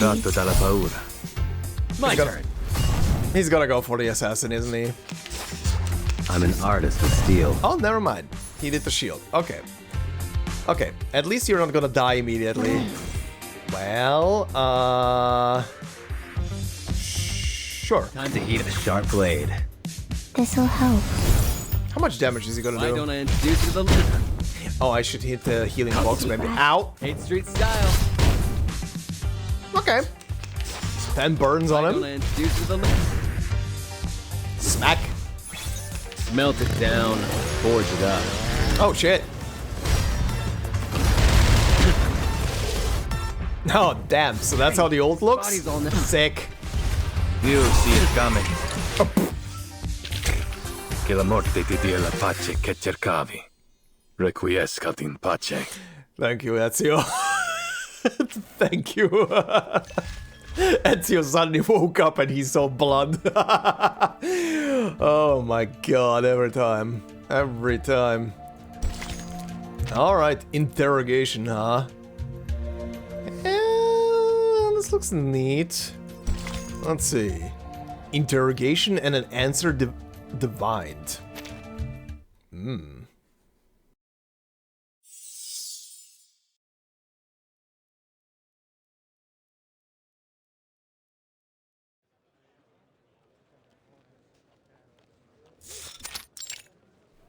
Tent. Interior. Bang! Ow! He falls to one knee, lifting the long wrapped shaft that has been on his back, as spells continue to strike him, forcing him into a step-by-step retreat. Mr. Brown, we have need of your cooperation. We do not want to hurt you or your friends. but should you continue to resist, we'll be forced to take necessary action. Unbelievable! So rude! Even as an Arcanist, all he does is this vulgar hand-to-hand combat. Still, that long stick he carries most certainly isn't a toy. Yeah. Gentlemen, if you would be willing to come quietly and play nice, I will consider lowering your risk rating in our report. Thank you, Matilda. She tries to reason with them, keeping in mind her desire to search for the man who mentioned the Manus Vindictae. But he's already gone, and the dagger lies undamaged on the ground. Her teammates gain ground on the would-be warrior, who has sunken to his knees. I gotta say, sometimes I wish I could take a knee and surrender, but... He smiles through the bloody teeth. Sadly, even after all those hard-knock lessons, I never learned once how to raise the white flag. Also, did I just imagine that sound, or while he did the spit, did he bonk the mic or something? But... yeah, a tiny bit. I can hear the spring. Funny. Anyway. He reaches into his pocket, ready to grasp the handle of his small and agile Bowie knife. Put it down, Jay. Your fight is over. Oh? What are you doing now? Is she calming everybody down? This is the smoke of burning mandrake. Cover your nose and your mouth. Miss Wanish, hold your breath. Stay away from the smoke. Too late. But the smoke is already too thick. One by one, they give way, collapsing harmlessly to the ground. Oh no! Oh no! The situation changes in the blink of an eye. She moves automatically, falling back to the entrance only to find that the tent has been shut tight. Then to sniff some mandrakes. The bound girl and her kidnapper look at each other with disdain, like two squirrels fighting over a chestnut. knows that kidnapping a Foundation investigator and interfering with an official investigation is a serious crime. Especially when you've kidnapped the one and only Matilda Buanish, a pivotal figure in the St. Pavlo Foundation we're talking about. I can't. Pivotal, eh? Huh. A whiny little pup happens to stay standing from a little smoke. Yeah, I don't see anything worth being proud of. Don't you dare say anything bad about Matilda. He extends a finger to give the girl's forehead a sharp flick. As the first approach to an interrogation, it proves surprisingly effective. Hey! Stop it! This is rude and indecent! How? Whatever. Tell me, did Paulina send you to ask us to sign this bogus confidentiality agreement? Let me guess. She's probably still hiding in the Foundation office, right? Too scared to see her own flesh and blood? What are you talking about? Who's hiding in our office? We're here to bring you and that mannequin back to the Foundation. This is a serious violation of the Visitors Advisory. Jay, I think we should ask this another way. Miss Buanish, what proof do you have that Paulina Lesage is dead, as your receptionist claimed? The photo on the box isn't hers, just some look-alike or airbrush job. So how can we believe anything else you say? Oh, right. There was a photo of her on the thing. The photo on her box isn't hers. Right. Okay. You're saying the Paulina you know isn't the same as the one in this photo? Oh, wait. Is this to do with what we just recently talked over in one of the recent episodes of this Let's Play? Where, after the storm, Kiperina went back to look for, her adoptive parents, essentially, in that snowfield. close to the city, but then found a woman that could potentially be her mother, but the names don't align or something like that, so... Is this going into the same direction right now? Let's see. Jay seems so nonchalant, yet his eyes are filled with concern. A gravity reserved only for great love. How can I explain this to you? Please, be assured that we have no reason to lie to you at this juncture. Actually, you shouldn't have found out about any of this in the first place. She falls silent for a long time, pondering how to best express herself. Maybe I'm not familiar with your Paulina, but I do know that there was a woman at St. Pavlov's named Paulina Le Sage, and I know that she died. As far as the claims of different photos, mementos, it's complicated, and there is little I can say freely. But headquarters is working on it, and many other similar cases. Yeah. I don't have the kind of clearance to know what's really going on, and even if I did, I couldn't tell you. For everyone's safety. He looks entirely unmoved. Huh. So our little prize investigator's also in the dark. Maybe we can just go ahead and jot all these questions down and send them back to the Foundation. Or maybe we set up shop here. Just let any old passerby take a good look at them. He lifts the chair. Hey, wait a second! After a moment, the hostage looks up reluctantly. If I could prove this Paulina of yours is in fact deceased, then will you come back with us to the proper paperwork, yes? Then we can be getting out of your hair for good. With a light tone, she proposes a deal. Yet all involved suddenly grow hesitant and quiet. The burden of proof lies with you, Special Investigator. All right, but I will hold you to your word, mannequin. Before we begin, I should say I don't do this lightly. But if you need to know, don't say I didn't warn you. She is released from her ropes. She pushes the others aside, smoothing out the black velvet cloth on the table, before placing a crystal ball in the center. I am a diviner, one that uses crystals. I suspect that sort of practice may already be familiar to you? Whenever she brings out the crystal ball is where she actually goes into super serious mode. Let's do this. I'll need an object that symbolizes Miss Paulina, or something related to her. It must have a deep connection to her, something she once owned or often used. I mean, with the photo work that he has... I will then begin my scrying using this object to the fog in my crystal orb and reveal to us her current... existence. Existence. But if we find nothing beneath the fog, I am quite sure you understand what this means. And then I will be needing you to return with me. And as I have heard that energy healers are able to detect the flow of pneuma, the madame here will be able to prove the authenticity of my divination. No? I'll see it. Yeah. Like I saw the arcane energy flowing from your little friend's hand to their wand just now.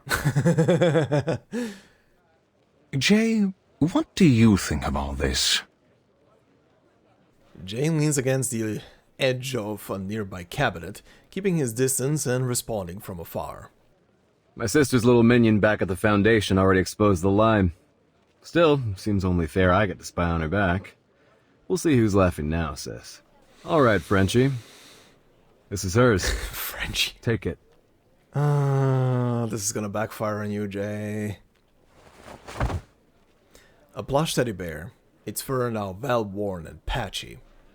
It is the last thing she had from their parents, and one of the last things he has of hers. Everything is in place. Matilda eases the tension in her chest with a deep breath. Then let us commence. Her hands scour the crystal ball as she closes her eyes. Absent moonlight and tides, her regular breathing becomes erratic under stress. But all that is no matter to her. The only thing she has to do is find one person, and she does not even need to find her.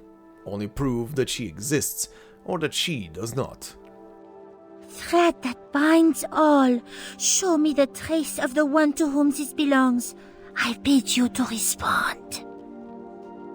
The crystal ball emits a faint glow through her fingers. A heavy mist rises, obscuring the inside of the ball. Lift the fog. Reveal what existence lies hidden from us. Give us your vision. Sight beyond sight.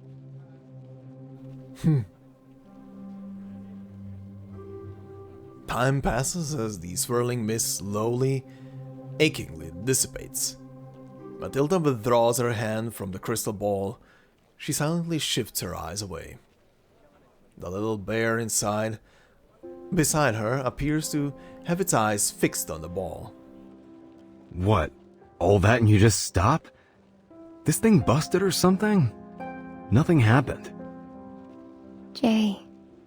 Yep. The divination is over. The energy is gone. Just like she said. Jay feigns ignorance. Still, he is far calmer than any thought he should be. You come all this way for what? Just another Foundation trick? So, what is it this time? Did you mess around with the orb? Some kind of protection skill? I don't have time for these games. Jay! Yeah, he's trying to protect himself right now. He doesn't want to accept the truth. The mannequin's voice is deafening. It means she's really gone. Sorry, Jay. Ooh, buddy. He keeps up his stone calm face, giving no sign of anger or astonishment. There is no change in his expression at all. It is both emotional and emotionless at the same time. Jay, are you still with us? Yeah. I'm fine. The words hang stiffly on his lips. So I guess it's legit. He looks into the crystal ball again. His lips parting as if wanting to speak, but nothing comes out. Oh, buddy.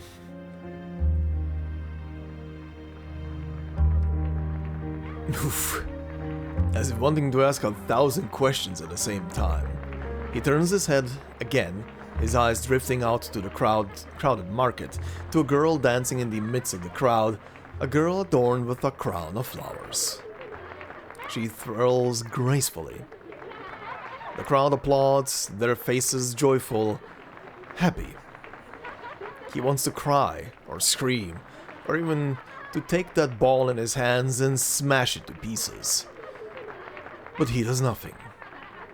In a swirling storm of grief, despair, and rage, he finds his center. Unnoticed by any present, a faint crack appears at the base of the crystal ball. Uh-huh? What's happening to the crystal ball now all of a sudden? Is it backfiring because Matilda tried to basically scry on someone who is not around anymore because of the storm? Okay. But yeah, that was a good scene. Street gossip, market vendor. I heard that they had a falling out with the clinic doctor, which led to the doctor quitting his job altogether. Otherwise, why would they need so many rare herbs and injections? Besides, we hear they're desperately seeking healers and doctors, supposedly because of a mysterious patient in need. Market diviner. Who'd have the balls to quit in front of I wanna say Leger's gang. Unless, of course, by quit you mean they ended up dead? If you ask me, gathering those people and things you mentioned is just a small part of their elaborate plan. But enough speculation, there are more eyes watching us now. In any case, they're generous customers, so whatever they're looking for, so long as they line our pockets with cash, that's all that really matters. Uh-huh. Interesting. Very profit-oriented. Alright, Elysium is coming? Uh-huh. That's a strong title. The lost lambs shall wait and rejoice. Why are you all turned towards here? What's happening? This really is a cult. This really is just a cult, this whole market thing. Alright, let's see. What's happening with the crystal ball? Oh, another flashback. Her luggage is half packed and already overstuffed. She's rushing, haphazardly throwing things in as she goes, unwilling to pause for even a moment.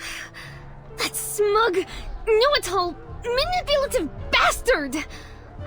How is it that I still need to learn not to trust anything that comes out of that stupid lying jerk's mouth? No mail today, sis. Nah, no visitors yet, Polly. Haven't heard a word. Just another pack of lies, and I bought them! On the desk lies a crumpled stack of invitations from the St. Paulo Foundation. Only one was ever opened. Oh no, buddy. Hey, Polly, open the door! What are you even doing in there? Leave me the hell alone, Joe! Who the hell do you think you are to decide my choice? My future, my fate! Don't talk to me. Don't ever talk to me again! I'm leaving today! A fierce response booms through the door. Whatever! Why are you even this obsessed with this mission of theirs? They're fooling you, sis. Don't you see it? Only two kinds of people that buy the peace be with us kind of bullshit they're selling. The first kinds are those like you, Polly. Stupid kids that don't know nothing about anything except what they've read in books. And the others are the ones fleecing you. Taking all you got and spitting you out. Also, they can have more money, more control. He pours out his anger, inadvertently realizing the weight of his own words. Paul, I'm sorry, alright? I flew off the handle. I made a mistake. But these guys, Paulina, do you think they care about you? About anyone? You're just another penny in their pocket. A coal for their furnace. They'll burn you up and replace you, easy as that. You think you're going out there to do something big because you don't even know what life is yet. You just read about it in your books, telling you some shit about a Foundation member paying the ultimate sacrifice for others. Think that makes them some kind of hero. You don't know what that kind of sacrifice means, sis. Do they say how those brave Foundation goons really felt facing death? They aren't going to tell you they were afraid, that they hated everyone who put them there, that they probably shit themselves before they bid it, just wishing they could go home. They don't put that in books, do they? You read what they want you to think. It ain't the truth, Polly. Maybe I'm not smart like you, sis. I can't read the things you read, can't learn like you. I learned the hard way. Enough, Jay! I really don't give a crap about what you learned on the streets. I don't want to hear it. I'd rather take my chances and die out there than stay here and never live at all. Jay kicks the door hard, smashing a hole through straight through. He steps in through the now open doorway. Jesus. You guys really had a falling out at the very end. Oof. Je me sens désolée d'être le... Comment dire... porteur de mauvaises nouvelles? I feel sorry to be the... how do you say it? Bearer of bad news? Mais au moins maintenant, ils sont prêts à coopérer, non? But at least they were willing to cooperate, no? Seulement... Only... She taps the ground with the tip of her shoe. There is an unwilling feeling of shame rather than pride at her work in this moment. Pourquoi est-ce qu'ils ne se sont pas encore réveillés? Nous devons vraiment rapporter nos informations sur le manus vindicté à la Fondation. Ah, why my team members haven't awakened yet? we really must report our information on the Manus Vindicte back to the Foundation. She paces forward and back. Après la mort d'Arcana, les restes du Manus Vindicte se sont tous dispersés dans l'air, emportés par le vent, introuvables. Okay, well, this gives me a time frame. After Arcana's death, the remnants of the Manus Vindicte all scattered into the wind, nowhere to be found. Ils ont même abandonné tous leurs cachettes et leurs ressources juste pour se cacher dans cette air. Et il semble qu'ils ont réussi. Il n'y a eu aucune trace d'eux jusqu'à présent. They even abandoned all their stashes and resources just to hide in this era. And it seems they succeeded. There has been no trace of them so far. Eh bien, pas encore. Mais je pense peut-être qu'avec cette nouvelle, l'enquêtrice spéciale Matilda Buanish sera celle qui finira par trouver la clé. Well, not yet, but I think perhaps with this new special investigator Matilda Buanish will be the one to at least find the key. Je suis très certaine que mes capacités d'analyse exemplaires seront récompensées par nos dirigeants. Oh, peut-être même qu'ils placeront Mademoiselle Sonetto dans mon équipe. I'm very certain that my exemplary intelligence gathering will be rewarded by our leaders. Oh, perhaps they might even place Miss Sonetto on my team. Good God. A man bumps into her and then tumbles hard to the ground. Mind yourself, please! I've had quite enough of these bumping accidents today. She speaks, but he is oblivious to her words as he rises clumsily to his feet. His face is a wild contortion of joy and madness, lacking any awareness. Uh-oh, that's a Manus follower. The Enlightenment! Soon comes the sufferer's enlightenment! Bell ringer. There is a familiar pattern on his neck. She freezes in place, taking in the shock. Le signe de Manus? Mais il n'a certainement pas été transformé en ces monstres. Manus sign? But certainly they didn't transform into those monsters. Before she can take a step to follow, her surroundings begin to stir. They come one by one, then more emerging, all pouring in one direction as if drawn in by a funeral. It's the Enlightenment! Oh, they're just like zombies. The crowd stampedes across the grounds. The moment passes and her immediate surroundings empty, leaving behind only herself and a few indifferent vendors. Qu'est-ce qui se passe? What is happening? Il faut que je suive cet homme. I need to follow that man. She attempts to follow him, pushing through against the crowd, but the heavy press of bodies is like a wall. S'il vous plaît, pardonnez-moi. Ouf, ils sont tous tellement en sueur. They're all so sweaty. Ugh. She catches sight of a nimble shadow moving through the crowd. Yeah. Chant louder, you stupid jerks. The higher you lift those arms, the easier it is to reach into those pockets. She spies him and he darts under legs and through the throng, a shortcut of sorts. Un moyen astucieux de contourner, même si... pas très convenable. Mais je suppose que la morale est loin d'être la chose la plus importante maintenant. A clever way to get around, if not so very decent, but then I suppose decency is far from the most important thing right now. She crouches down and follows his lead. No one takes notice of her, all eyes are drawn to an older-looking man as he begins to speak. Our world drowns ever deeper into depravity. Whoa! Hi, Mr. Wannabe Cult Leader. Definitely Manus callers. Man, Manus has drip. Every time some kind of high-ranking Manus follower appears, it's just like drip. The multitudes trapped in their cages of materialism and logic refuse to acknowledge the coming day of judgment and salvation. Instead, they sell their souls to violence, gangs, and vile music. Now that Arcana is gone, now all the wannabe leaders are gonna try and gain some of the pie. Though they may laugh or cry, they know nothing of the truth and speak only lies. held hostage to their worldly possessions, but forgetting the value of their souls. But the Sufferer didn't abandon us. They know where the souls are hidden. They will save our lost children. Save us. They suffered burning pain, even faced death for us. He allows a line of tears to etch down his face. Yet his words are spoken firm, and he shows no hint of emotion. Indeed, his face is almost mask-like in its stillness. And now, together we are their children. Only we possess the truth of salvation. Police, governments, communities, and nations are only the deceitful constructs of history. Our salvation lies solely in the return of the Sufferer.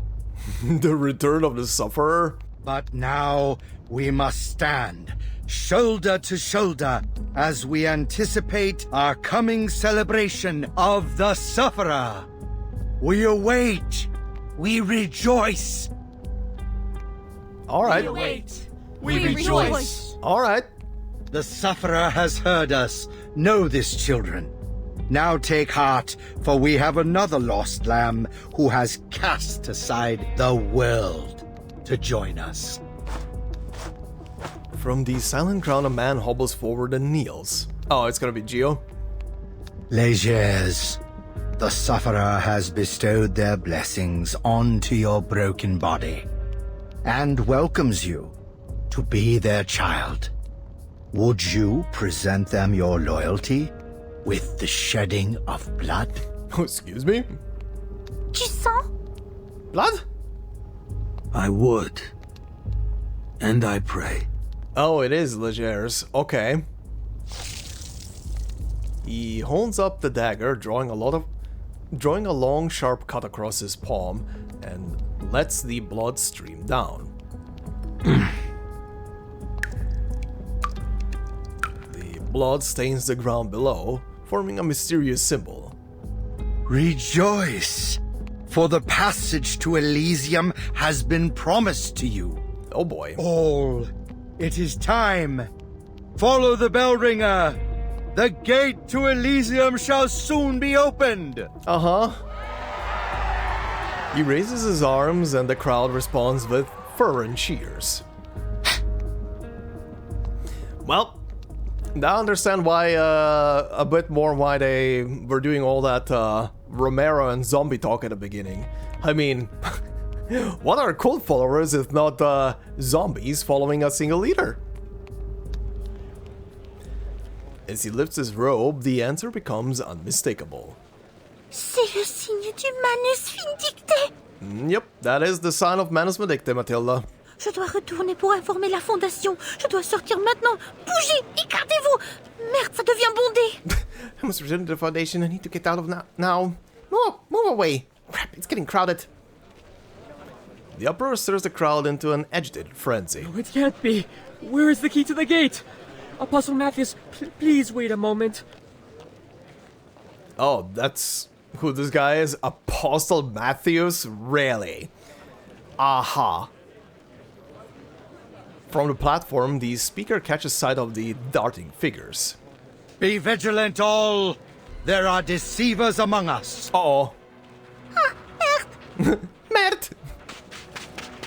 She quickens her pace, rushing without caution through the crowd. Thud. Two heads collide. Ouch! Behold! The deceivers among us! Uh-oh. Well, Matilda, you said merde, you better be ready to parry. Where the finger points, the crowd instinctively makes way, leaving the two surrounded in an empty circle. As Matilda returns to her senses, she realizes the dire nature of their predicament. Papa! Not good indeed.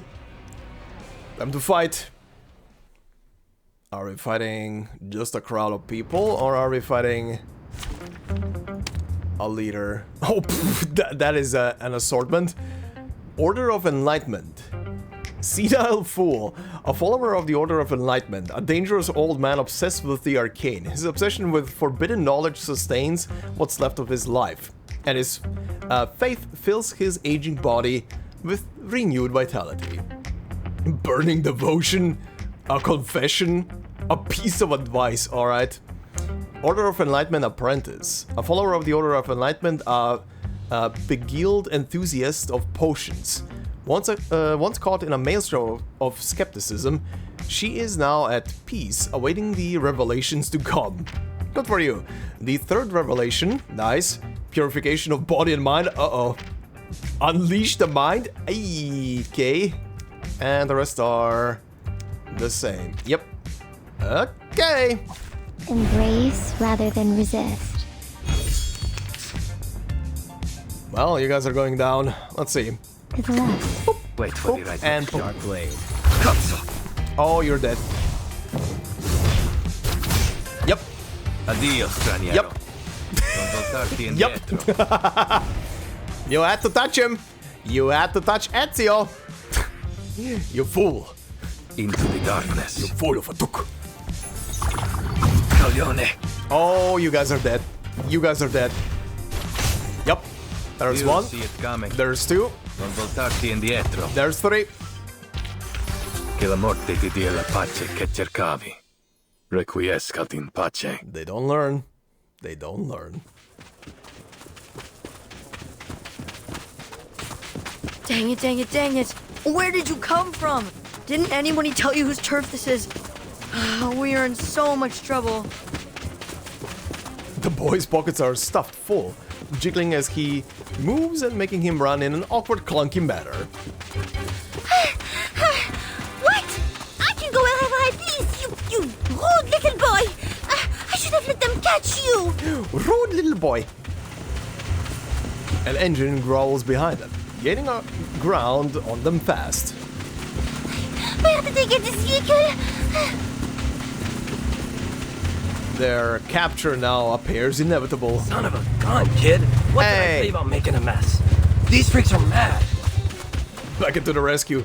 The man on the motorcycle grabs the boy, pinning him to the back seat in a fluid motion. Sit back. Rubber's hitting the road. Matilda just looking on. Huh? What about me?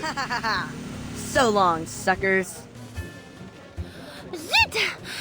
Wait! Are you really just leaving me here? Our legs are giving out from exhaustion, huffing with labored breath. You're gonna be saved by Jay. What brings you out here, short stuff? Starting to wonder why we keep running into each other. Yep, there we go. Another engine roars and then the throttle eases as it pulls up alongside her. It's you! You should have listened to me and waited in the tent! You oaf! Just jump on his bike. You've got a funny way of saying thanks, French fry. If I listened to you back there, you'd have been stuck here and hung out to dry. French fry? I got straight A's in SPDM's PE tests. I do not need your help. Jump on the bike! I can take care of these cookie cultists all by myself. Matilda, please jump on a bike. As you wish, milady. He's more than happy to accommodate her, putting a sizable distance between them before slowing again. Release the Glaucus! The magical critters snarl and pair their teeth from the cage before bursting out. Oh boy! Nice! Matilda, run. Glaucus? No, they don't have such an acute sense of smell. It must be a kind of mutant they tamed. Knight in shining chrome at your service. Say the word. Please, keep your distance, sir. It is me they are after.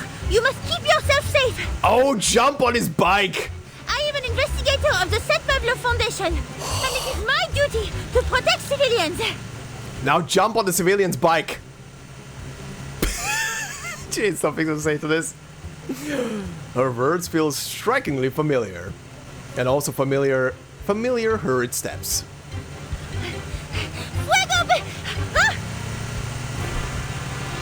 Her incantation is interrupted as she is lifted unwillingly onto the back of Jay's motorcycle. Get on, Frenchie.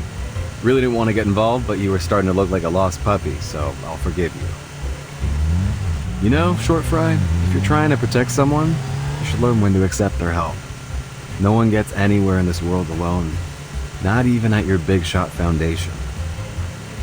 The wind howls past as they pick up speed. Matilda sticks her head out to peek. What did you say? I cannot hear you! The wind is too loud! He said some profound wisdom and it was good wisdom. I said, take the help! What? I said, take... A number of profanities sting on his tongue, but for the moment he swallows them back. Hold on to your socks! Water ahead! The dynamic between this story going from... well, this is squeezing my heart to... to Matilda. Christ. Okay. But okay, this is a good story so far. This is very interesting and yeah, definitely very main story connected. Whew. I'll be looking forward to the rest of this thing, but first we're gonna now jump into the second part of this episode, which is gonna be the part with with more Assassin's Creed stuff. So let's go and do that. Alright, where did we leave off? More encounters here, I believe? Yeah. So what do we have accomplished so far? Skirmishes 4 out of 4 in Florence, 8 out of 8 of these, and Traces of Shadow, 2 more left. So with this one... Okay, let's see. Traces of Shadow, this isn't Blind Pursuit, it's a calculated hunt. Yeah. Alright, that will open up the third part for Ezio's story, but like I said, these ones we are gonna do when everything is done. Okay, this is the final one in here, recommended, okay. Sure, let's do that. Okay, these are all the missions in Florence then. That is completed, and I should have some money to upgrade stuff, huh? Well, at least the blacksmith, I guess. Alright, and Venice is now open, so let's see. So the last couple of things in here only open up the Ezio story, nothing else is new. Interesting. Alright, let's see what we open up here. So 4 skirmishes, 5 Diera's impressions. Okay, so these are the building and region stories, and 4 Traces of Shadow, which will probably unlock at least one more entry for Ezio, so let's see. Okay, that's the next part for Ezio unlocked, 2 more left. But we get something new here though. The era impressions, let's see. Wow, a committee of 40, they could throw a big party after every meeting. Sure. Well, if you consider their verbal sparring and entertainment, then yes, you could call that a big party. And the Doge, the host of the party, could have as much cake as he wanted because his guests would throw it at him. Yeah, oh, mouse please. Palazzo Ducale. The Palazzo Ducale was constructed from 1309 to 1424 in the Gothic style, as the residence for the I don't know if it's Doge or Doge? Doge? I think. The Doge was the highest ranking elder in Venice and served in his position for life. In 1172, the selection of the Doge became entrusted to a committee of 40, the 40, whose members were chosen by the Venetian Great Council. Venice liked to think of itself as a republic, meaning that the people could participate in the government. I need to look it up. Is it pronounced Doge? Okay, it's supposedly being said Doge. Anyway, when the Doge took office, he was introduced to the people with the words, "This is the Doge, if it pleases you." In fact, members of the Great Council were appointed by the 40, which in turn chose the 40. Of course. Candidates for the Great Council were selected from a small pool containing only noble families, and although the Doge could nominate anyone to the council, the 40 and the council itself had to approve the nomination. Druvis III, they built a club which they claimed to be open for everyone, yet left a barking dog to guard the door. Oh, right, this just opens up the conversation again. That's funny. Oh, cathedral unlocked. Does that give a new entry somewhere? Huh, apparently no new entry. Well, let's continue. More era impressions. Let's see. This apple believes most of their citizens were good people, only the scope of their generosity doesn't include fruit. You can tell that through the complainers. Mr. Carson and Sotheby used to share food with the neighborhood too. If only we met in a normal era. This apple misses the dinner we had before the storm. Aww. Scuola Grande di San Marco. The Scuola Grande di San Marco was one of the 6 large charitable organizations founded in Venice to help citizens afford food, dowries, processions, marriages, burials, and anything else they might need. Notably, membership was open to any citizen of Venice, not just the elite. Citizenship status was conferred on 3rd-generation Venetians or those who had paid taxes for 15 years. The facade of the building, which was built in 1260, was destroyed in a 1485 fire, causing it to be rebuilt in its current, opulent Byzantine form. Dubbed from Desert Flannel? Truth. Free food and supplies? If only they had a branch of Melbourne. Think about the money I could have saved. Damn. Oh, always poor. Alright, another skirmish. Carnival of Venice. The world-famous Carnival of Venice began in 1296 as a public holiday on the day before Lent. It soon became a time for masquerades, parties, theatrical performances, parades, street dances, egg-throwing, flirtation, and general hijinks. Regulus and Apple. I'm going to be there sooner or later. A carnival where people enjoy freedom and chaos. Haha, I'm sure they can use the pirate radio to lighten the mood. Apple said Mr. Assassin, in every sense of the word, had a wonderful time on this carnival.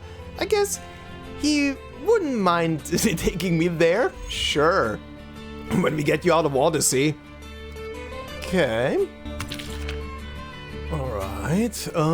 Torre del Orologio. Constructed in the late 15th century as a display of Venice's wealth, the Torre del Orologio displays the time of the day, the current phase of the moon, and the dominant sign of the zodiac. According to legend, the designers of the clock face were blinded once their work was complete, so they could never duplicate it elsewhere. Youch! The designers lived inside a clock tower for the rest of their lives to maintain it. The Torre del Orologio ended up serving one very important practical purpose. It was used by sailors in the nearby harbor to time their departures with the tide. Miss Radio. The bell ringing was the only broadcast channel they had at the time. Whatever era it is, people always need broadcasts to bring their hearts together. That they do. Wow, a gathering of auto islands. Are Typhon and Jupiter here? Well, I don't think the people here are as friendly as you think, Miss Sotheby. I see. The evil Jupiter must have lurked somewhere nearby. But there is no need to worry. Typhon will keep us safe. Yes. Arsenal di Venezia. First built as a naval depot for private ships, the arsenal was rebuilt and enlarged in 1320. From that point on, it was used by the Venetian state to construct and maintain its ships. Famously, at the peak of production, shipbuilders were able to produce an entire ship in a day. Jesus! The impressive front gate, the Porta Magna, went up in 1460 in the classical rivalist style. Fogwalker? produce an entire ship in a day. That workload could have taken much more time. Would the workers be allowed to rest in the next few days? Who knows? Maybe. Alright, this leaves us only with one more entry, which is San Marco, Florence, and that will probably unlock the final Ezio thing. There are 2 more landmark things as well in there, and 3 more culture things. Probably gonna also unlock... I think the culture stuff will be a mixture of unlocking everything in at the villa. At least I feel like a couple of these have to be from the villa as well, from maxing out probably buildings. But the rest is probably gonna be from San Marco. But okay, next time then we're gonna finish with San Marco, get the rest of these culture and landmark entries, and then read through the Ezio story as well and finish that. That's gonna unlock the final one. But yeah, that will be it then for this part. So, DJ, the Golden City story is very interesting. Definitely has some immediate connections back to main story. I do like that. Slowly reminding me of stuff, and if I missed anything, you guys can always remind me of what I missed there during those main story moments. At least the mentions that happened. I don't remember if we met Jay's sister. I feel like we've met her, but I don't remember it. Unless she is gonna keep on being brought up here.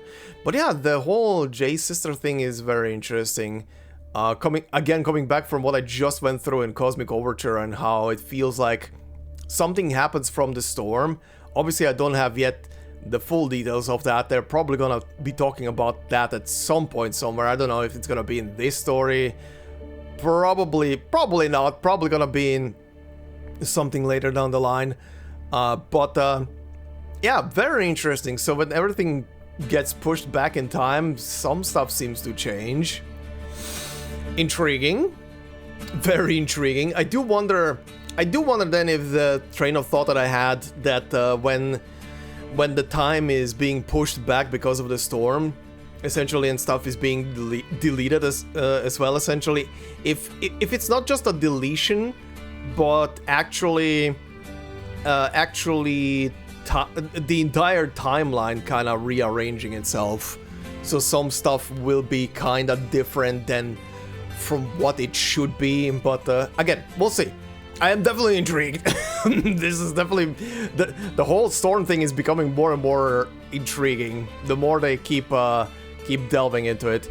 But anyway, this will be it for this part, and like I said, next time we're gonna finish off the shadow part here for AC and continue on normally with the Golden City story. But for now, thank you very much for watching. Hopefully you enjoyed. If you did so, please consider leaving a like. It will help out a lot. If you're new to the channel, consider subscribing. And if you want to support me more directly, memberships are open. And as I always say, no video will be behind a membership. It's purely there for support. So thank you very much to all the members already doing so. Much appreciated. And I hope you all have a fantastic day wherever you are. And I will see you in the next one. Until then, bye-bye.